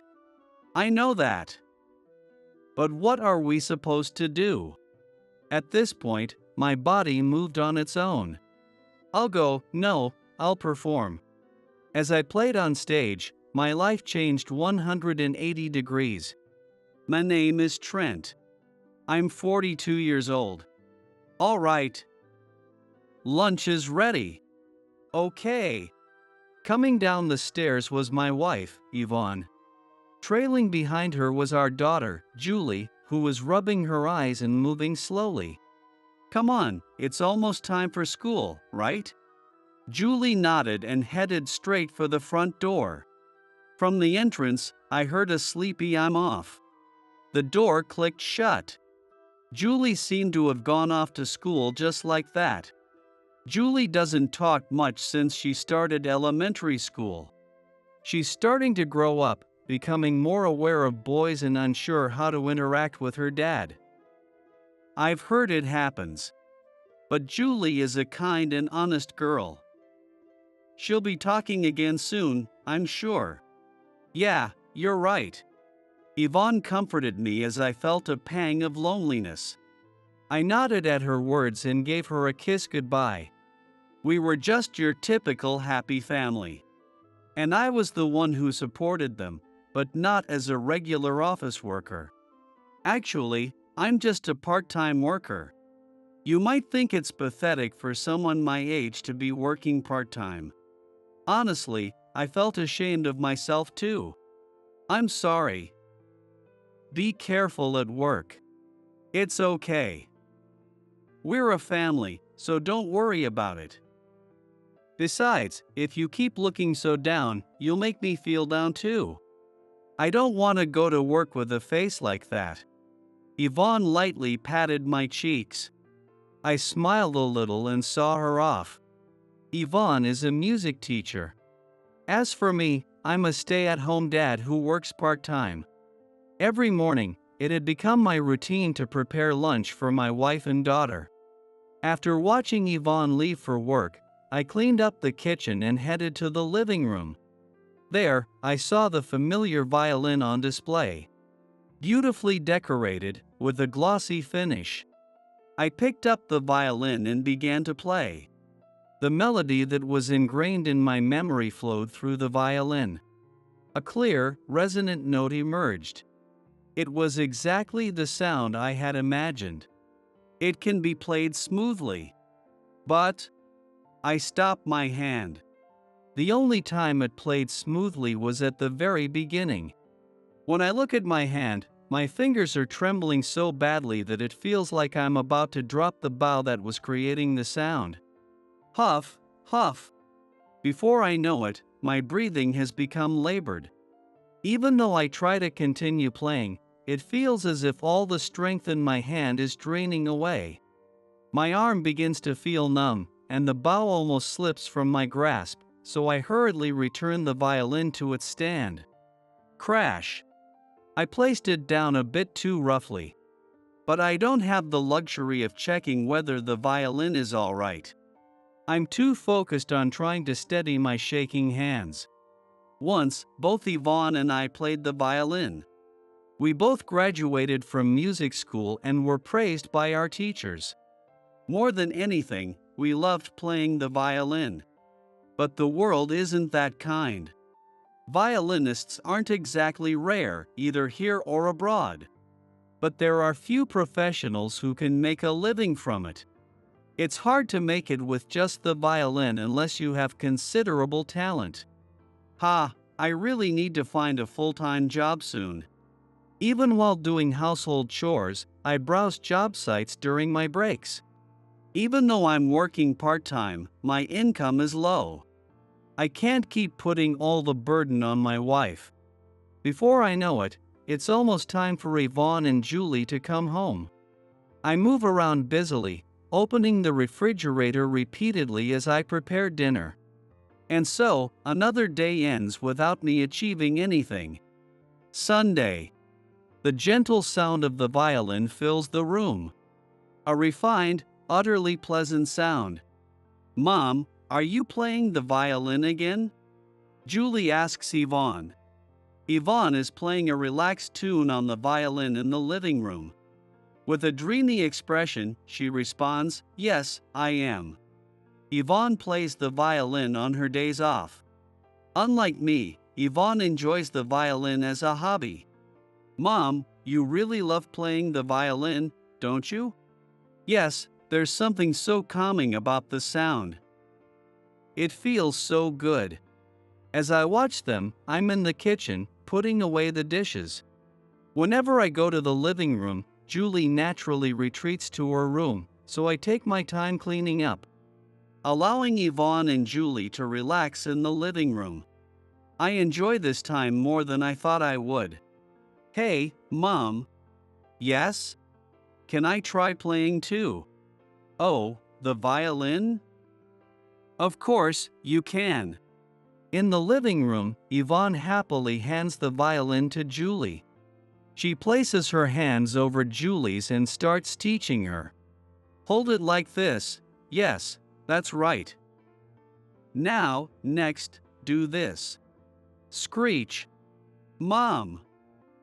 Did you hear that? I made a sound. You sure did. That's great. Now, let's try this next. Like this. Oh. What? She managed to do that in such a short time. I was surprised too. She actually produced a proper sound. Even though she's a beginner, she managed to create a real violin sound. Yvonne and Julie beamed with bright smiles. From that day on, Julie began to show an interest in the violin. At first, Yvonne taught her at home, but soon Julie started asking Yvonne if she could learn properly. After some deliberation, Yvonne and I decided to have her start formal lessons with the professional violin teacher, Mr. Yates. Julie and Yvonne went to talk to him right away, and she began taking lessons. Mom! Hurry, hurry! Today's violin day. Julie's smiles became more frequent. She used to retreat to her room often, but since she started learning the violin, she began going out more. It was a good sign. Then one day, Yvonne came to me excitedly, with Julie in tow. Hey, darling. Yes? What's up? Yvonne spoke to me with a delighted expression. At that moment, I thought something good must have happened. Yvonne nudged the fidgeting Julie from behind, urging her to go ahead. Julie timidly approached me and showed me a piece of paper. I took it, curious. It's a thick piece of paper. Excellence Award. What? I let out a gasp of surprise. I looked at Julie. She gave me the shy smile I hadn't seen since she was a little girl. Julie, you won an award. Yeah. Julie answered shyly. Julie had won this award in front of renowned educators at a competition that seeks to discover promising talent from among many budding young musicians across the country. She's found something she's truly passionate about, and she's smiling more. This is wonderful. And the surprises didn't end there. Hello, this is Trent. My wife, Yvonne, couldn't make it because of work, so I'm here instead. One day, I was called in by Mr. Yates, Julie's violin teacher. Since Yvonne was at work, I had to go, and I nervously walked into the violin class. Are you Julie's father? As soon as I entered the room, someone grabbed my hand. Yes, I am. I'm Julie's father. I answered hesitantly, realizing that the person was Mr. Yates. After thanking him for all he's done, Mr. Yates hurriedly made me sit down and offered me a chair. We sat facing each other, and he began talking about my daughter Julie. Julie is incredible. She's a once-in-a-decade talent. Violin, you mean? Yes, absolutely. Mr. Yates continued, his face filled with genuine joy as he spoke about Julie's progress. Apparently, she's won numerous awards and can already play difficult pieces. Here are some of the evaluation sheets from the judges when she won those awards. All of them are near perfect scores. Even I find Julie's performances truly remarkable. I look over the evaluation sheets from the competition judges where Julie participated. Just as Mr. Yates said, the scores were impressively high. More than that, the comments in the remarks section were all words of praise for Julie.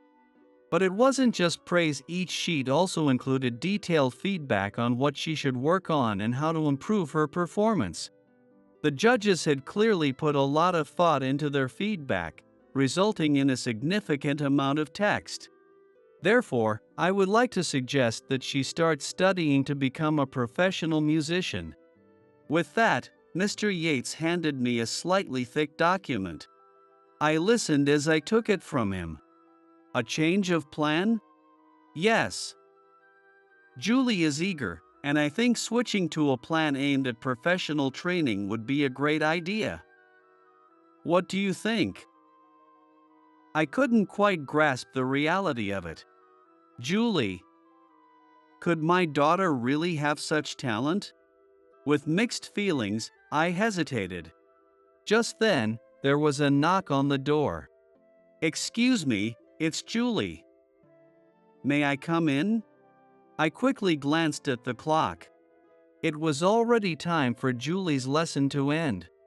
Good job today, Julie. Thanks, and thank you for coming, Dad. Julie, a little embarrassed, thanked me. Mr. Yates smiled warmly as he watched Julie. Well then, please give it some thought. Julie, I've already discussed this with your father. Oh, yes. Thank you, Mr. Yates. It seemed that Julie had already heard about it from Mr. Yates. Seeing Julie in such a good mood made me seriously consider what he had said. After we got home, since Yvonne hadn't returned from work yet, I decided to wait for her. I prepared dinner while waiting for her to come back. As soon as Julie got home, she headed straight to her room. Though I couldn't hear from the kitchen, when I went down the hallway, I could hear Julie humming happily along with the soft sound of her violin. Julie, it's getting late, so it's time to stop playing the violin. Okay. I called out to Julie from the hallway, and then headed back to the kitchen, where I heard the sound of the front door opening. I'm home. Welcome back, Yvonne. Yvonne had come home. I took off my apron as I went to greet her. Ah, I'm so tired. Good job today. Julie's already upstairs. Oh, Trent, thank you. It really helped that you picked up Julie. By the way, Mr. Yates called you in today, right? What was that about? Well, actually, Yvonne asked me right away. She must have been curious too. I told Yvonne everything that Mr. Yates had said in the lesson. I couldn't help but frown as I spoke out of concern, but Yvonne's face gradually lit up with each word. So, that's what it was about. Oh, that's amazing. Julie really is something. Yeah, but I know what you're thinking. You're worried it'll be tough, right? But we have to listen to what Julie wants too. Julie, come here for a minute. Yvonne called for Julie. I heard the sound of her quickly running from her room. It seemed like she came out faster than usual. What is it, Mom? It's about what Mr. Yates mentioned today about the violin. Yvonne started to explain. Before she could finish, Julie, her eyes sparkling, eagerly interrupted. I want to do it. I really want to take on the violin seriously. Julie said, looking back and forth between Yvonne and me with an excited expression. I looked at Julie seriously and shook my head. I'm against it. What? The hopeful expression on Julie's face instantly crumbled. She probably thought I would definitely say yes. The joyful look on her face twisted into one of hurt and confusion because of my words. Listen, the world of violin isn't as easy as it seems. Only a handful of people can make a living playing the violin. And if you decide to aim for a professional career, you won't be able to quit just because it gets tough. Julie is still in elementary school. She's at an age where she should be exploring different paths and seeing what the world has to offer. There's no need for her to decide on the path of the violin just yet. Seeing Julie's dejected look, Yvonne gently stroked her shoulder. Julie grabbed Yvonne's hand and looked up at her. Mom, are you against it too? Well. Yvonne glanced at me briefly before smiling gently. I think you should do what you really want to do, Julie. Wait, Yvonne. Why not? Julie wants to do it. I want to support her. But Yvonne kneeled down to meet Julie at eye level. Listen carefully. Like your dad said, once you start, you can't quit just because it gets hard. Sometimes you'll have to push through, even when it's tough. But don't push yourself too far. If it truly becomes too much, it's okay to stop. If you can learn where that line is, you might become truly accomplished. I let out a big sigh at Yvonne's words. Yvonne, I don't want Julie to go through the same hardships I did. That's why I'm against it. Oh, come on. Even Mr. Yates gave her his stamp of approval. That's not the point. We started to argue a bit. Looking back, it wasn't something we should have done in front of Julie, but I was desperate to convince Yvonne. However, after a while, Julie suddenly raised her voice. Okay, Dad. What? Julie faced me with a determined look. It was a face that had made a decision. There's a V International competition coming up. I was talking with Mr. Yates about entering it. If I win that competition, will you allow me to study to become a professional? The V International competition. I widened my eyes when I heard the name. It's a competition known to violinists.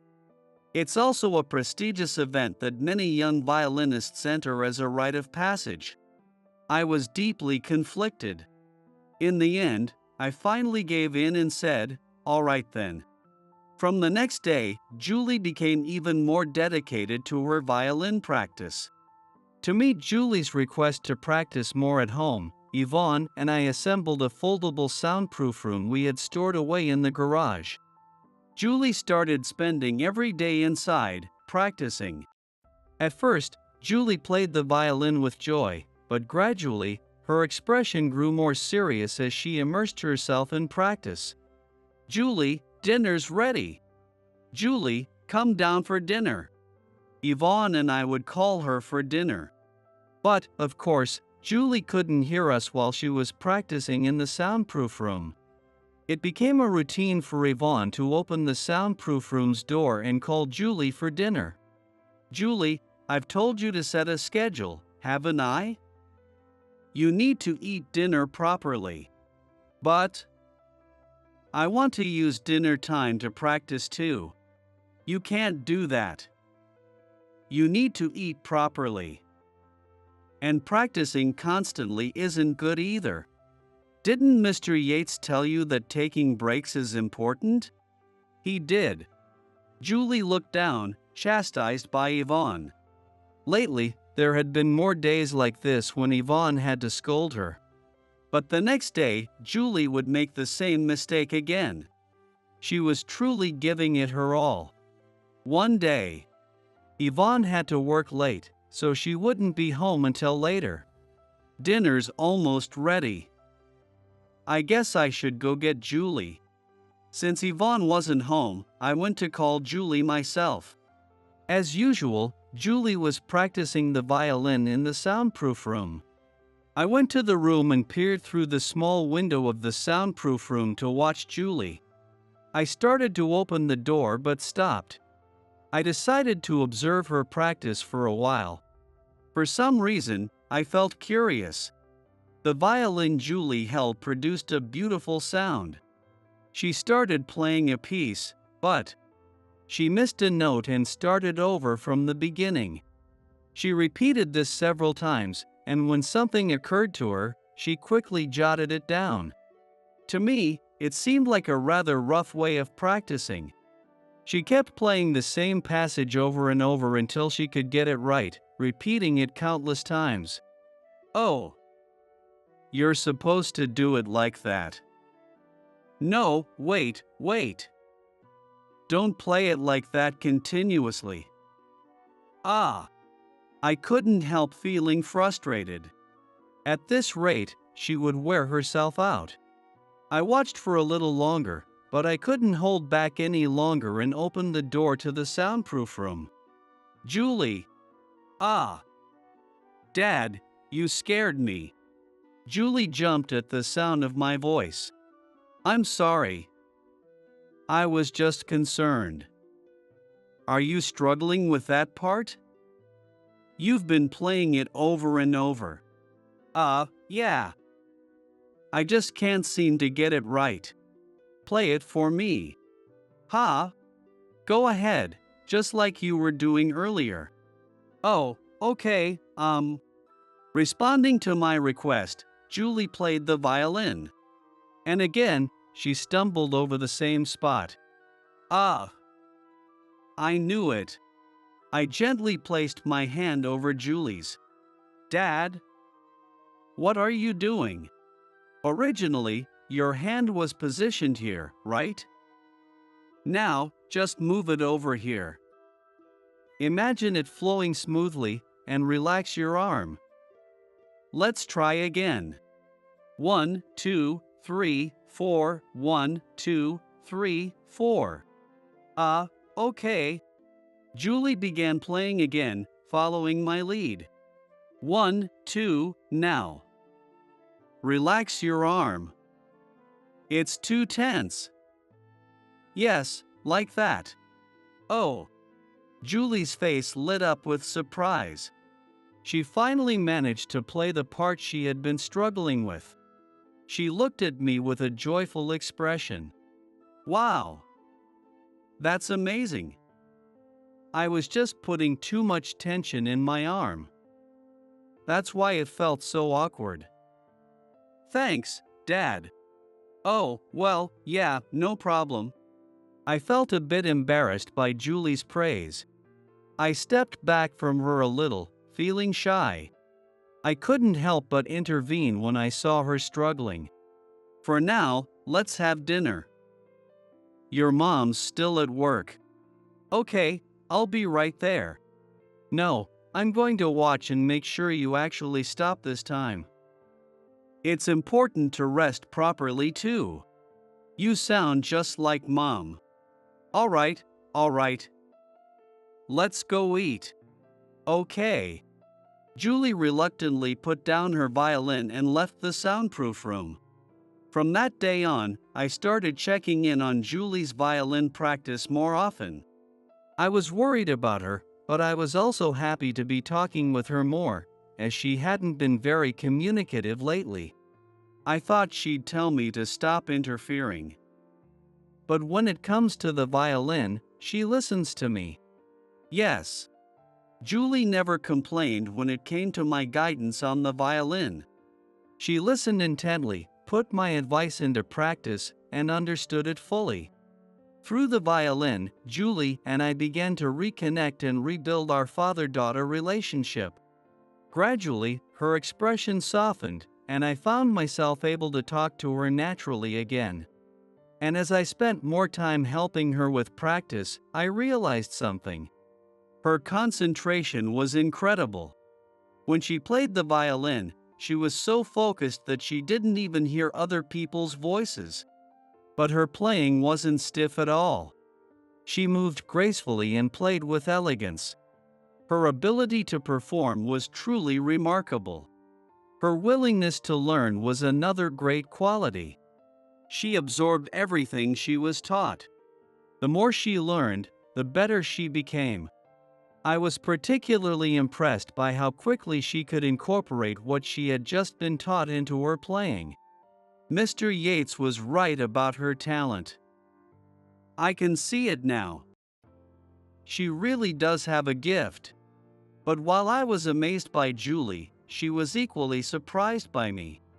One day, during practice, Julie suddenly praised me. Dad, you're amazing.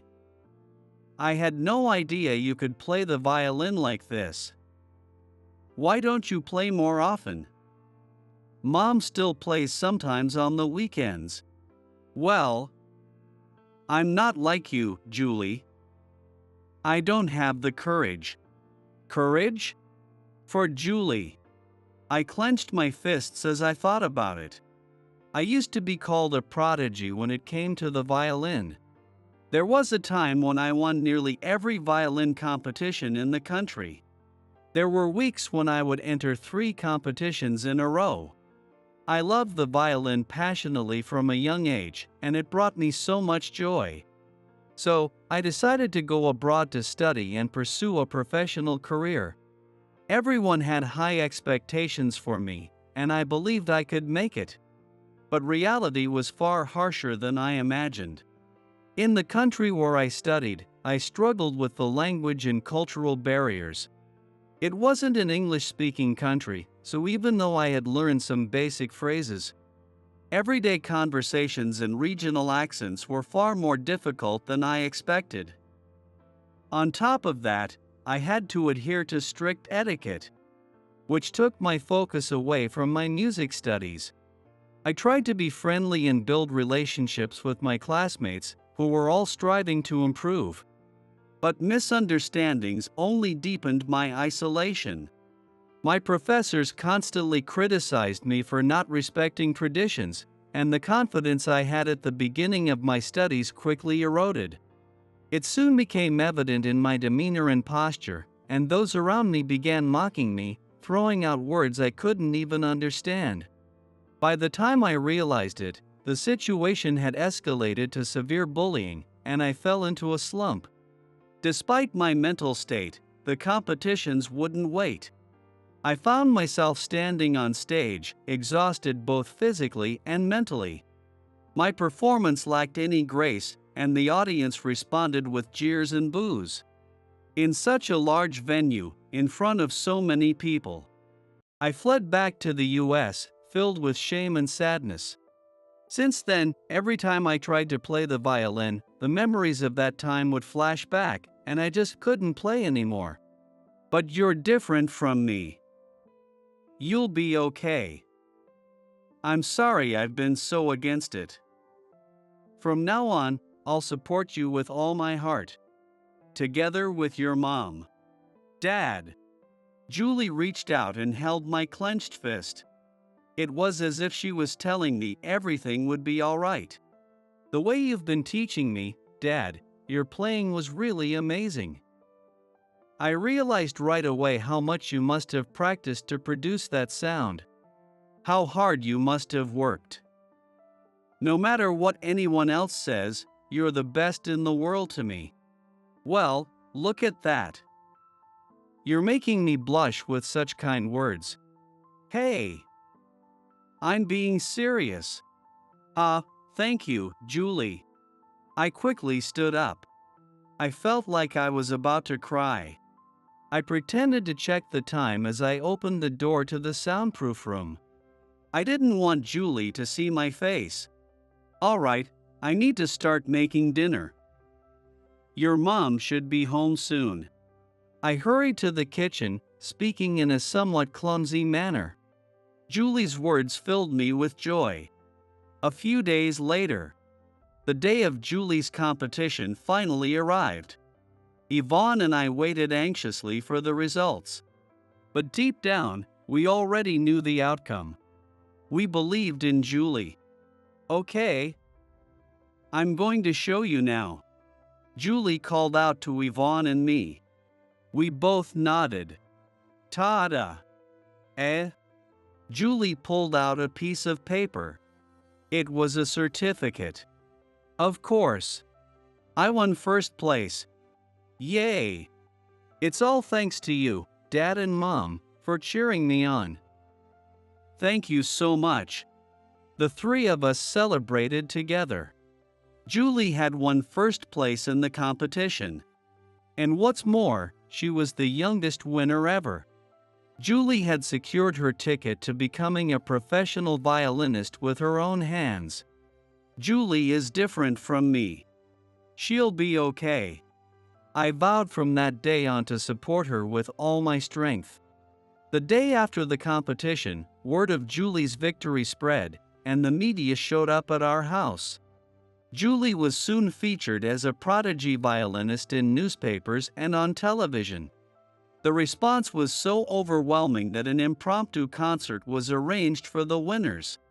Since Julie had won first place, she would be the headliner for the concert. As soon as Julie's name was announced, the concert tickets sold out immediately. It seemed she already had a growing fan base. It's next week. Next week. You guys have to come. Mom, Dad. Julie was overjoyed about the upcoming concert. She reminded Yvonne and me of the date several times, and both of us arranged to take the day off to see her perform. On the day of the concert, Yvonne and I showed our tickets to the staff and entered the venue. We're not the ones performing, but I can't help feeling nervous. Yeah, me too. I chuckled at Yvonne's comment. My hands were sweating profusely. We found our seats, and soon, the performances of the other violinists, who had also begun their professional journeys, began. Each performance was met with thunderous applause, fitting for the competition's top finishers. And then, it was finally Julie's turn. My heart was pounding. Wait. A murmur started to spread through the audience. Julie wasn't coming out. And the staff seemed to be moving around frantically. Something was wrong. What's happening? Why is she so late? Yeah. I'll go check. I couldn't stand the worry any longer and quickly got up from my seat. I hurried to the dressing room, where I had heard Julie would be waiting. A staff member stopped me along the way, but when I explained that I was Julie's father, they escorted me to her dressing room. Ouch, ouch. Julie. I could hear Julie's groans even from outside the room. When I rushed inside, I found her curled up, clutching her arm. Her face was twisted in pain and distress. What happened? What's going on? I didn't care about the people around me. I rushed straight to Julie. Seeing me, Julie began to cry, her tears streaming down her face as she spoke.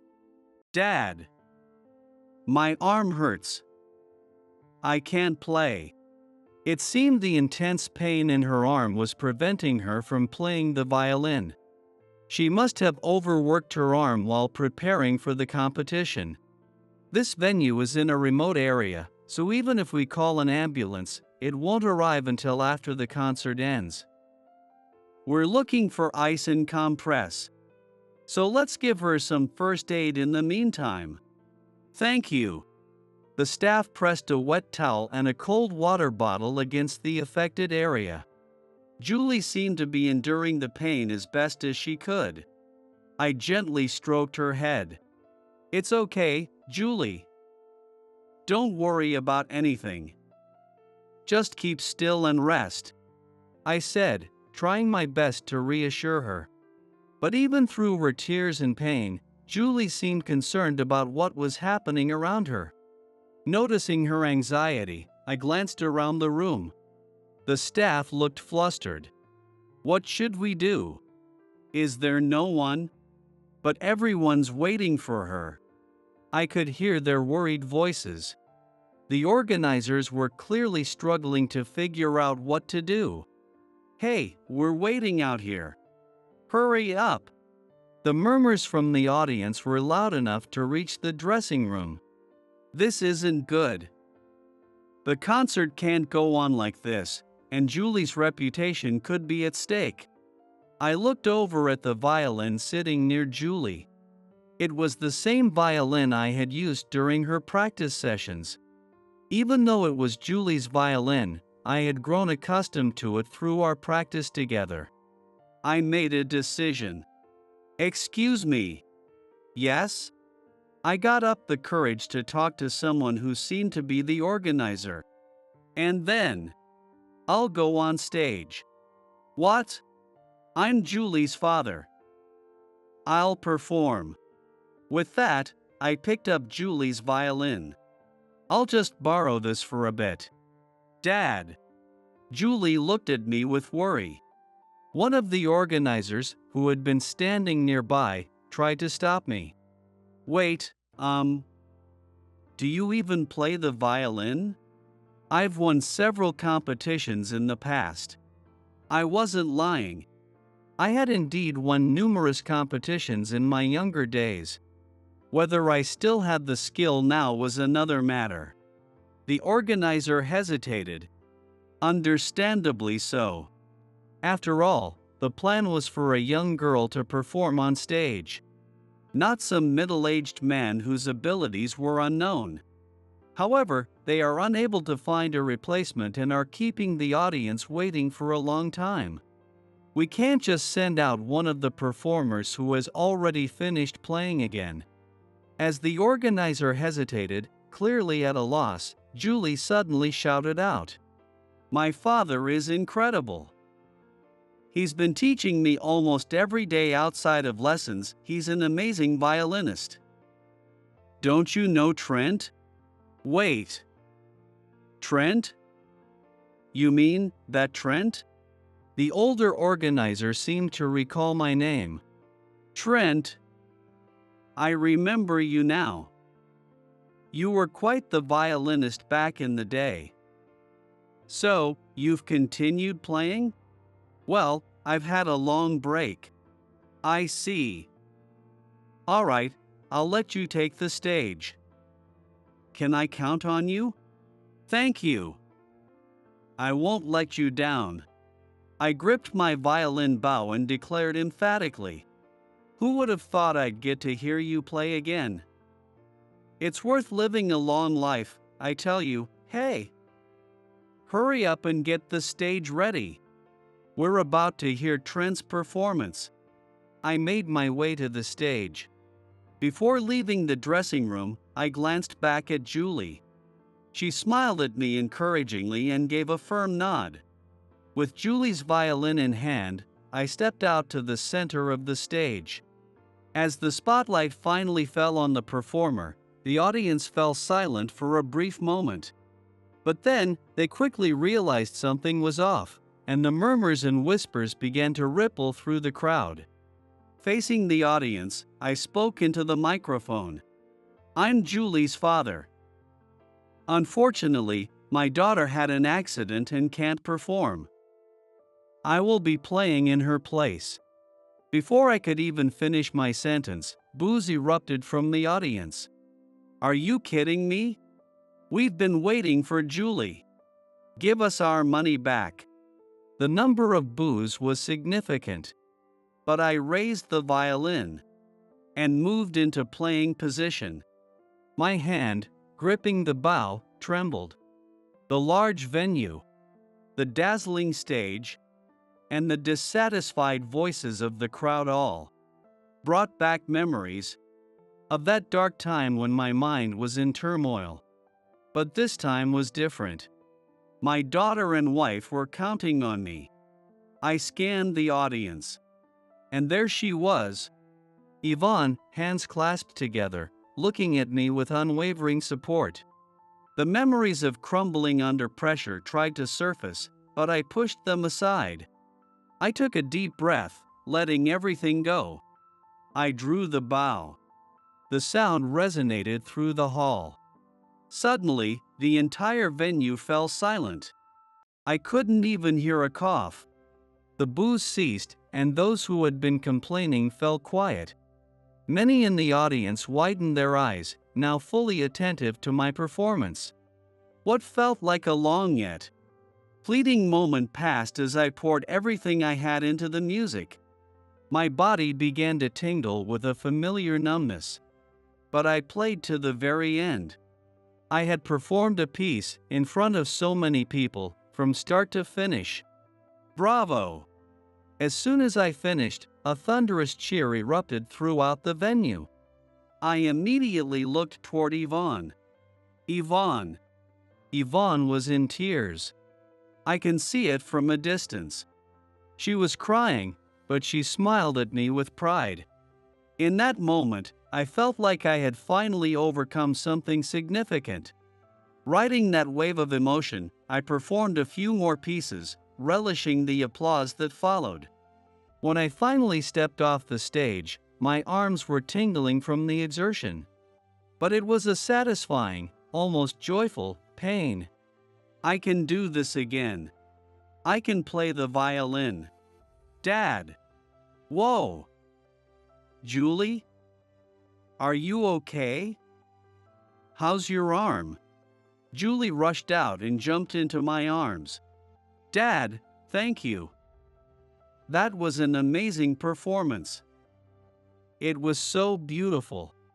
Julie showered me with praise, one compliment after another, like a storm of affection.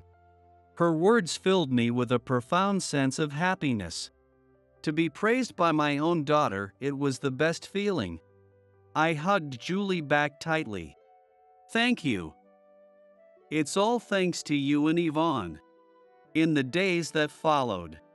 Since that day, my hands no longer trembled when I played the violin. I had overcome the pressure and was able to return to performing as a violinist. And by my side was Julie. Yes, we are now performing as a father-daughter violinist duo. We become so popular that we even receive invitations to appear on television. And of course, Yvonne is always there, supporting us every step of the way. Julie fully recovered from her injury, and now she stands beside me, playing better than ever. I can't afford to lag behind. As a child, I was celebrated as a prodigy, but I was always alone. I was bullied and isolated, with no one to lean on. But now, I'm not alone. No matter where I am, my family is always with me. I've come to realize the importance of having a supportive family. And I know now that my desire to protect my daughter has guided me in the right direction. I was idly passing the time in the lobby on the first floor when I happened to glance toward the elevator.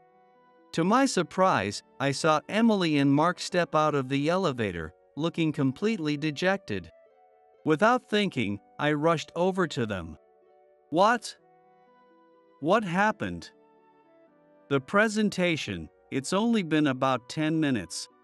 When I asked, Emily weakly shook her head. It's already over. Her voice was trembling, as if she was on the verge of tears. What in the world could have happened? My name is Tom. I'm 30 years old. Currently, I'm on the first floor of Grand Holdings, clenching my fists as I face the two of them. Good luck. I'm sure everything will be fine. At my words, Mark, the seasoned senior employee, nodded with a gentle expression. And then, there was Emily. She's the president of Johnson Advertising, and she bit her lip nervously. Yes. We've got this. With Mark's flyer design and your video, we're bound to nail it, right?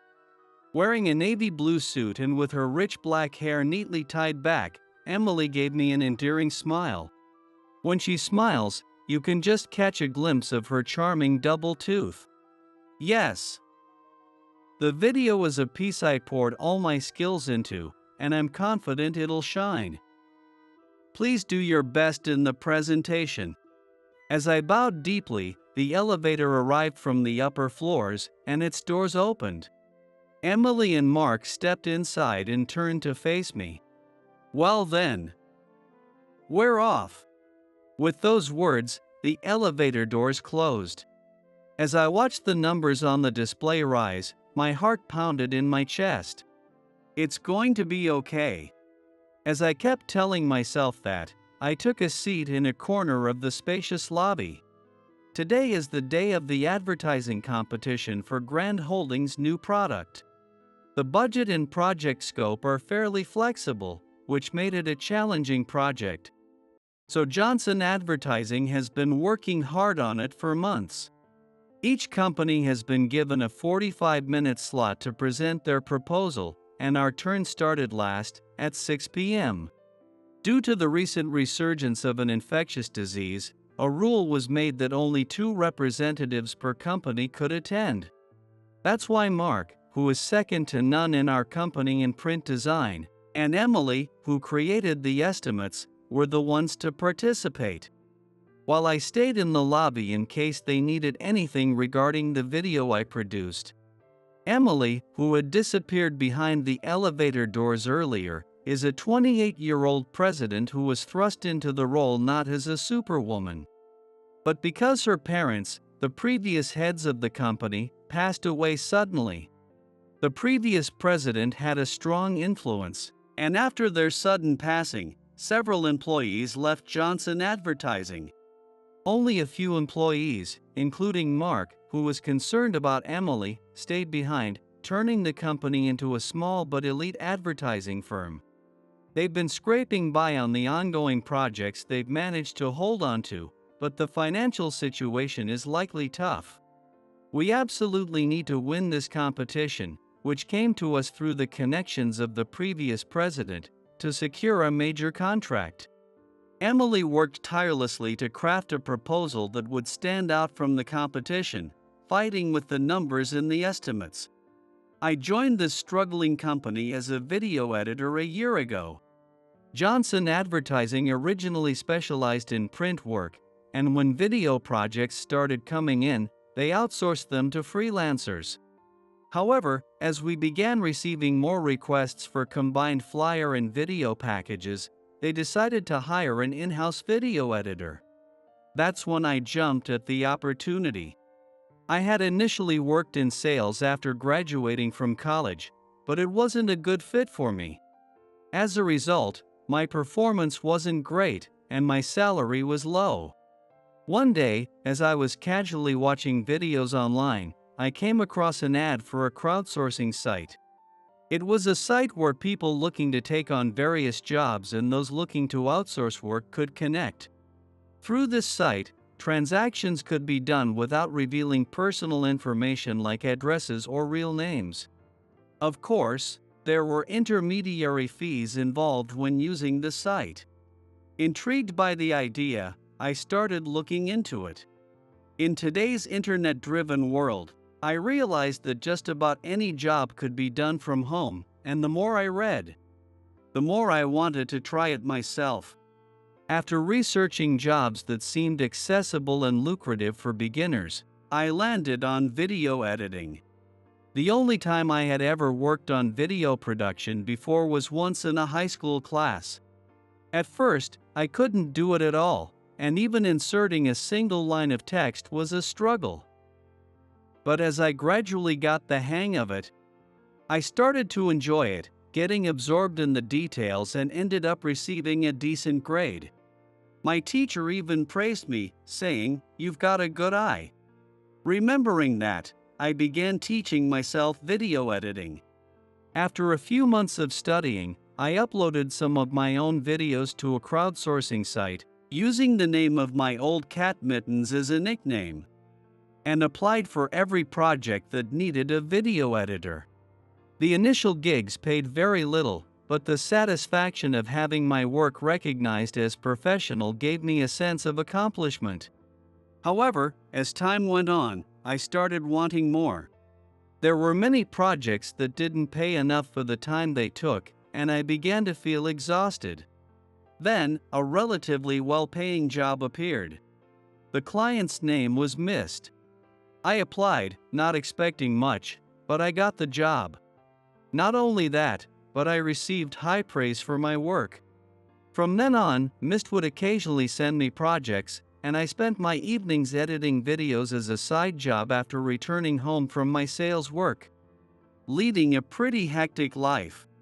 But eventually, I found myself wanting to quit sales and make a living solely from video editing.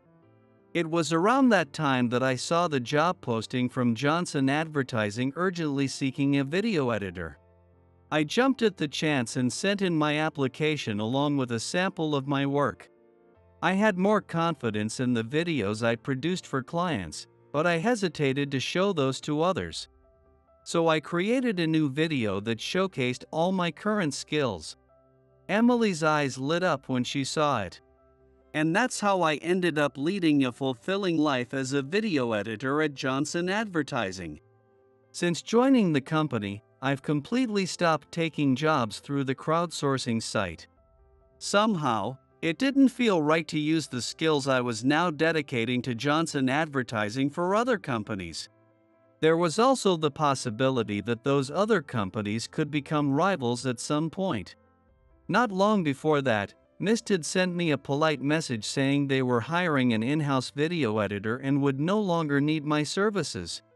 The message was so carefully worded that it left a good impression on me. I replied with a similarly thoughtful message, thanking them for everything, and since then, I haven't logged into the crowdsourcing site at all. As these thoughts wandered through my mind, I was praying for the success of Emily and Mark's presentation. It must have been about 10 minutes. I heard the sound of the elevator arriving on the first floor. If it was someone from the company we were pitching to, I thought I should at least bow in greeting. I stood up from my chair and looked toward the elevator, and then, to my shock, Emily and Mark stepped out, looking completely dejected. Without thinking, I rushed over to them. What happened? It's only been about 10 minutes. Oh, is it my turn? When I asked, Emily weakly shook her head. It's already over. Her voice trembled, as if she was about to cry. They asked to see the estimate first, and when I showed it to them, they said there's no way we could discuss anything with those numbers. I was outraged. What the hell? We put so much thought into this, and poured our hearts into the flyer and the video, and they didn't even bother to look at them? At my words, both Emily and Mark hung their heads. I'm sorry. You worked so hard, and because of my estimate, not only did we not get a chance to present, but they didn't even take a look. I grabbed the presentation materials they were holding. What? Emily's eyes widened in surprise. There's still plenty of time left. I'm going to protest. If they're still going to turn us down, then I don't care how big they are. I'm fine with not working with a company like that. Even if they end up hating us, right? Leaving those words behind, I stepped into the elevator and quickly pressed the close button. As the doors shut, Emily and Mark's stunned faces disappeared from view, and the elevator slowly began to move. The presentation room is on the 10th floor. I anxiously watched the numbers rise as the elevator ascended. When suddenly, it stopped at the 4th floor. Hurry up already. I gritted my teeth as I waited for the door to open, and when it finally did, I found myself face to face with a breathtakingly beautiful woman. She gave a slight bow and stood next to me. The faint scent of her perfume wafted through the air. But I didn't have time to be distracted by her. Once I confirmed she was on board, I quickly pressed the close button again.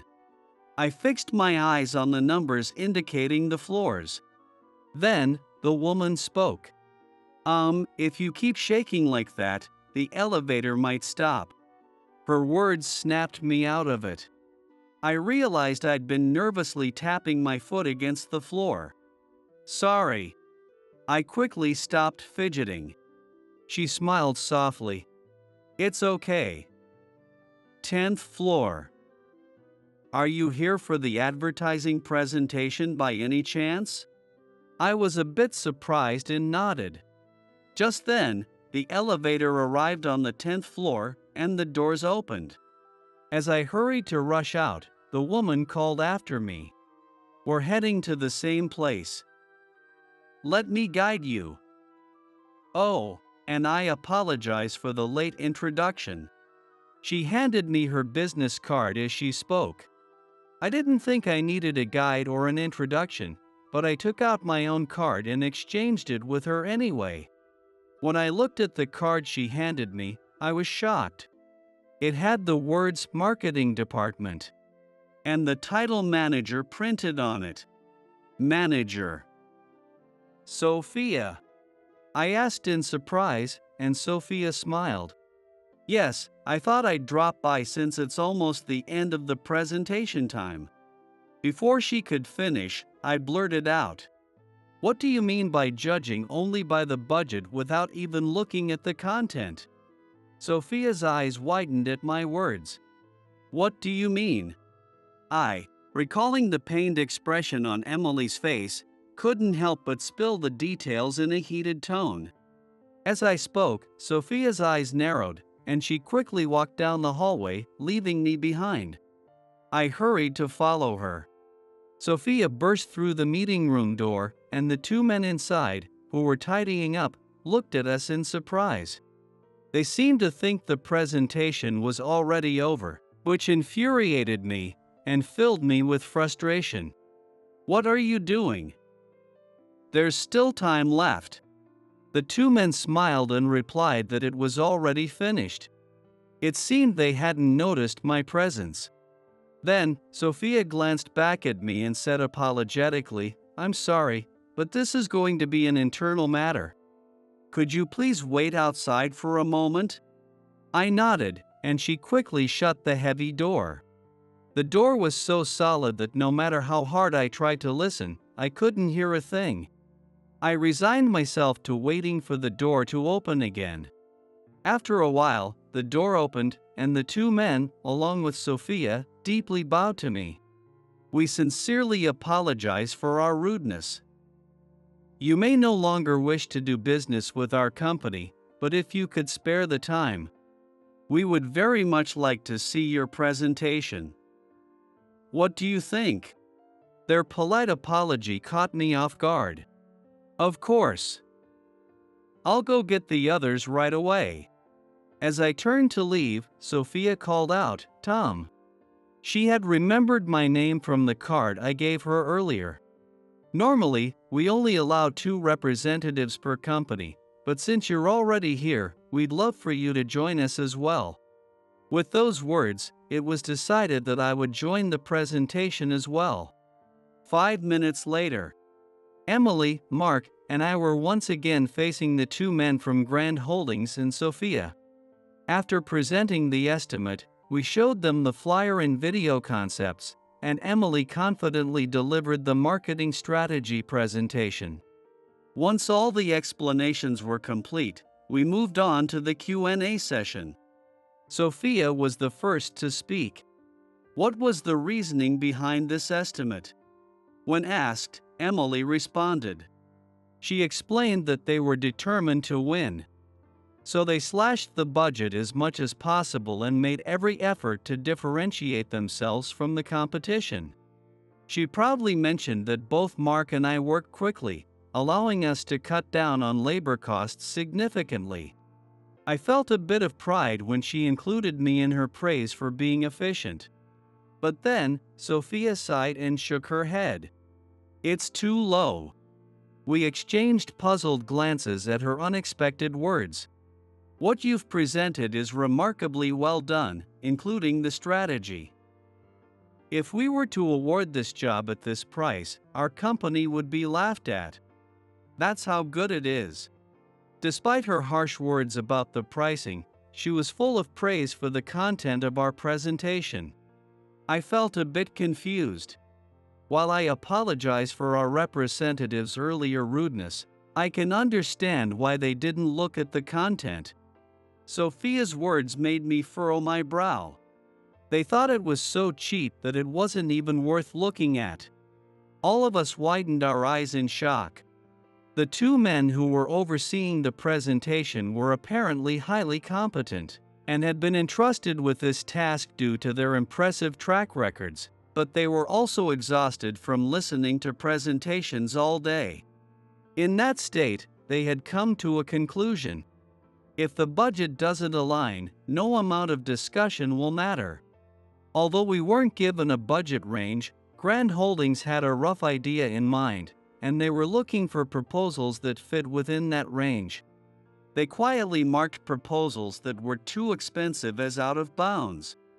And for those, No matter how compelling the presentation was, it felt like a waste of time. I could understand that mindset to some extent. Sophia clarified the doubt that had been growing in my mind. If the price is too low, they assume the quality will be subpar as well. I noticed Emily trembling slightly beside me. Sophia looked at us intently, as if to drive her point home. Don't lower your prices too easily. Don't undervalue your work. Her firm statement made Emily bow her head. I'm the one who prepared the estimate. I'm sorry. I didn't know better. The rest of us also bowed our heads in unison. I sensed a faint smile from Sophia. When I cautiously looked up, I saw her beautiful face smiling warmly. It was a stark contrast to the fierce expression she had just moments before. If this were the final price, we'd be tempted to jump at it. But I want to show respect for the quality of your work, especially the video editing. It should be priced like this. Sophia showed us the number on her calculator, and we were astonished. It was at that moment that I realized just how underpaid I had been for the work I did on the crowdsourcing site. Seeing our reaction, Sophia chuckled a bit. We can't declare a winner for the competition just yet, but if we do end up working together, we'll discuss the pricing. Emily, Mark, and I couldn't help but smile as we exchanged glances. We left Grand Holdings with a strong sense of satisfaction from the presentation. Emily covered her face. It was too cheap. How embarrassing. Video editing really is a specialized skill. I knew it was difficult, but I must have been outsourcing for ridiculously low prices. I wish I could go back and pay Mittens extra now. At her words, I whipped around to face her. What? What did you just say? Mittens. At my outburst, Emily's eyes widened in surprise. What? Oh, yeah. Before you joined, I used to outsource all our video work through a crowdsourcing site. I thought I was offering a bit more than other listings, but now I realize it was still way too low. I shook my head in disbelief. Wait, are you missed? Emily's eyes widened even more. What? How did you know? Wait, no way, could it be? Seeing her shocked expression, I confessed. I'm Mittens. Cheap? You were actually paying quite generously compared to others. It really motivated me back then. On crowdsourcing sites, you don't typically know the real names or addresses of the people you work with. You might know what state they live in if they share that much, but I never imagined I'd run into a client I had worked with here. So, basically, I just transitioned from being an outsourced freelancer to a full-time employee. What a coincidence! I couldn't help but laugh at how funny the situation was. Emily laughed along with me, chuckling softly. When we were hiring for a video editor, I was secretly hoping Mittens would apply. I thought about reaching out, but direct contact is against the rules, and you hadn't shared your location. Turns out, you were in Tokyo all along. On a crowdsourcing site, it's strictly prohibited for people who meet through the platform to engage in direct transactions without going through the site. Hiring someone as an employee would likely fall under that same prohibition. Now it all makes sense. I found myself comparing every applicant to Mittens, and when you showed up, I was shocked. I thought, this guy is just as good as Mittens. Well, of course, it's because it was you. We spent some time reminiscing, sharing stories about past projects. How tough some were, how others felt like we were perfectly in sync. Then, Emily suddenly turned serious and said, I'm sorry for underestimating your skills. I promise to properly evaluate your work from now on. So, will you continue to stand by my side and lend me your strength?" Her earnest gaze made my heart race. I could feel my face turning red. "Of course. I'm looking forward to it." At my words, Emily smiled warmly. I couldn't help but think how much I adored that smile. A few days later, the office phone rang, and I absent-mindedly picked it up. As soon as I introduced myself, I heard a soft exhale on the other end. "Thank you for taking my call. This is Sophia from Brand Holdings. I wanted to thank you for your time the other day." Hearing Sophia's voice made me sit up straight. "So, what was the result of the competition?" I swallowed nervously as I was about to transfer the call to Emily, our president. But then, Sophia continued, "After reviewing the submissions, we've decided that we would love to work with Johnson Advertising on this project. Would you be willing to take it on?" I pumped my fist high into the air. All the other employees turned their eyes toward my raised fist. "Additionally, I'd love to strengthen our partnership. How about we have a small dinner sometime to get to know each other better?" Still holding the phone to my ear, I said, "Absolutely. We'd be honored," and gave a deep bow, even though she couldn't see me. And a few days later, the same team that attended the presentation gathered at a somewhat upscale restaurant for dinner. Honestly, I was so nervous that I could barely taste the food. However, Sophia and the two men from Brand Holdings were in great spirits. And the men kept apologizing whenever the conversation drifted back to the presentation. I couldn't help but feel a bit sorry for them, imagining that Sophia must have given them a stern talking to. We were supposed to head to a bar for a second round, but both men, who had young children at home, left quickly to return to their families. Mark also decided to call it a night, saying he couldn't drink anymore, so it ended up just being me, Emily, and Sophia heading to the bar. Sophia was the person I was most nervous around, so both Emily and I were on edge, trying not to make any mistakes. But Sophia seemed to be used to this kind of setting and naturally helped us relax. Once the atmosphere had warmed up, Emily excused herself, saying, "Oh, I'll just go to the restroom for a moment," leaving me alone with Sophia. In the brief silence that followed, the scent of her perfume seemed to grow stronger, making my heart race. Sophia leaned on her hand and moved her lips, asking me, "So, do you have a girlfriend?" Her question caught me off guard, and I quickly shook my head from side to side. "I don't have one." Sophia chuckled softly. "Then, there must be someone you like, right?" Her words hit the mark, and I found myself flustered. Sophia stared at me intently. I wish that person was me. My eyes widened in surprise. As I stood there speechless, Sophia suddenly burst into laughter. "I'm just kidding.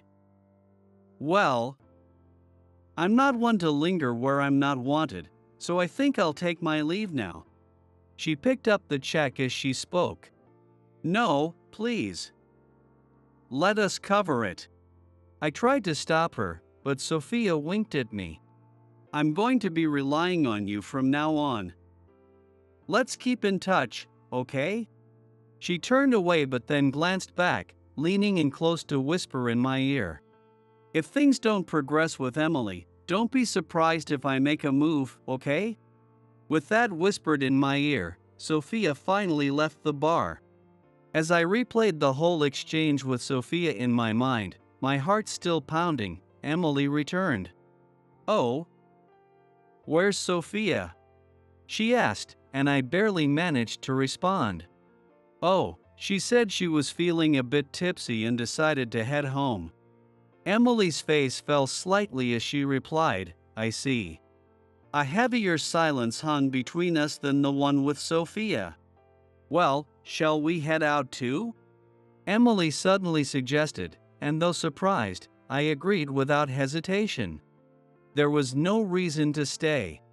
We walked slowly toward the station through the night streets. Neither of us said a word. The only sound was that of our footsteps. Earlier, I actually saw something, Emily suddenly said, catching me off guard. Saw what? I asked nervously, and she pressed her lips together, forcing a smile. You and Sophia looked like you were having a moment, she said, turning her gaze forward. Sophia, she's really beautiful, isn't she? You're amazing, Tom, to catch the eye of someone like her. Compared to that, I'm just so incompetent. Emily rattled on quickly. Do you think Grand Holdings might try to poach you? At the very least. I want you to stay by my side when it comes to work, but is that too much to ask? As Emily continued to ramble, I hugged her from behind. The one I love is you, Emily. Her shoulders trembled. What? I whispered in her ear. I love everything about you, the way you've taken on the role of president so suddenly and are doing your best. How you always smile to hide your worries, and that charming double tooth that shows when you smile. I love it all. No way, my double tooth, it's my biggest insecurity. I've been planning to get braces once the business starts making more money. I couldn't help but laugh softly. Well, I'm glad the business isn't booming yet.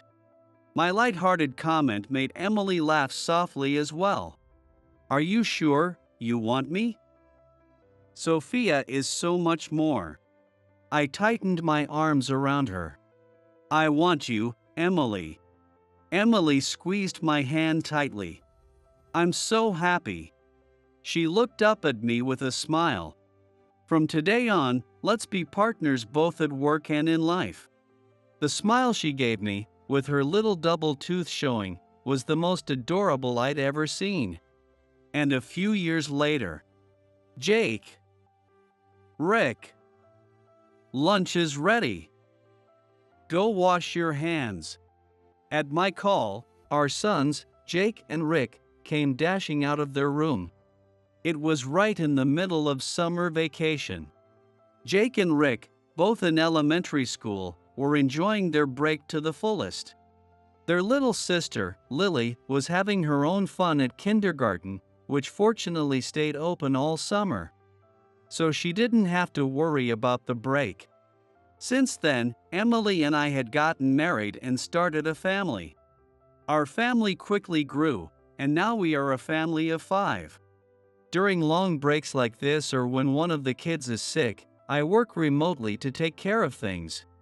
It makes more sense for me, the video editor, to work from home than for Emily, who's handling her duties as the company president.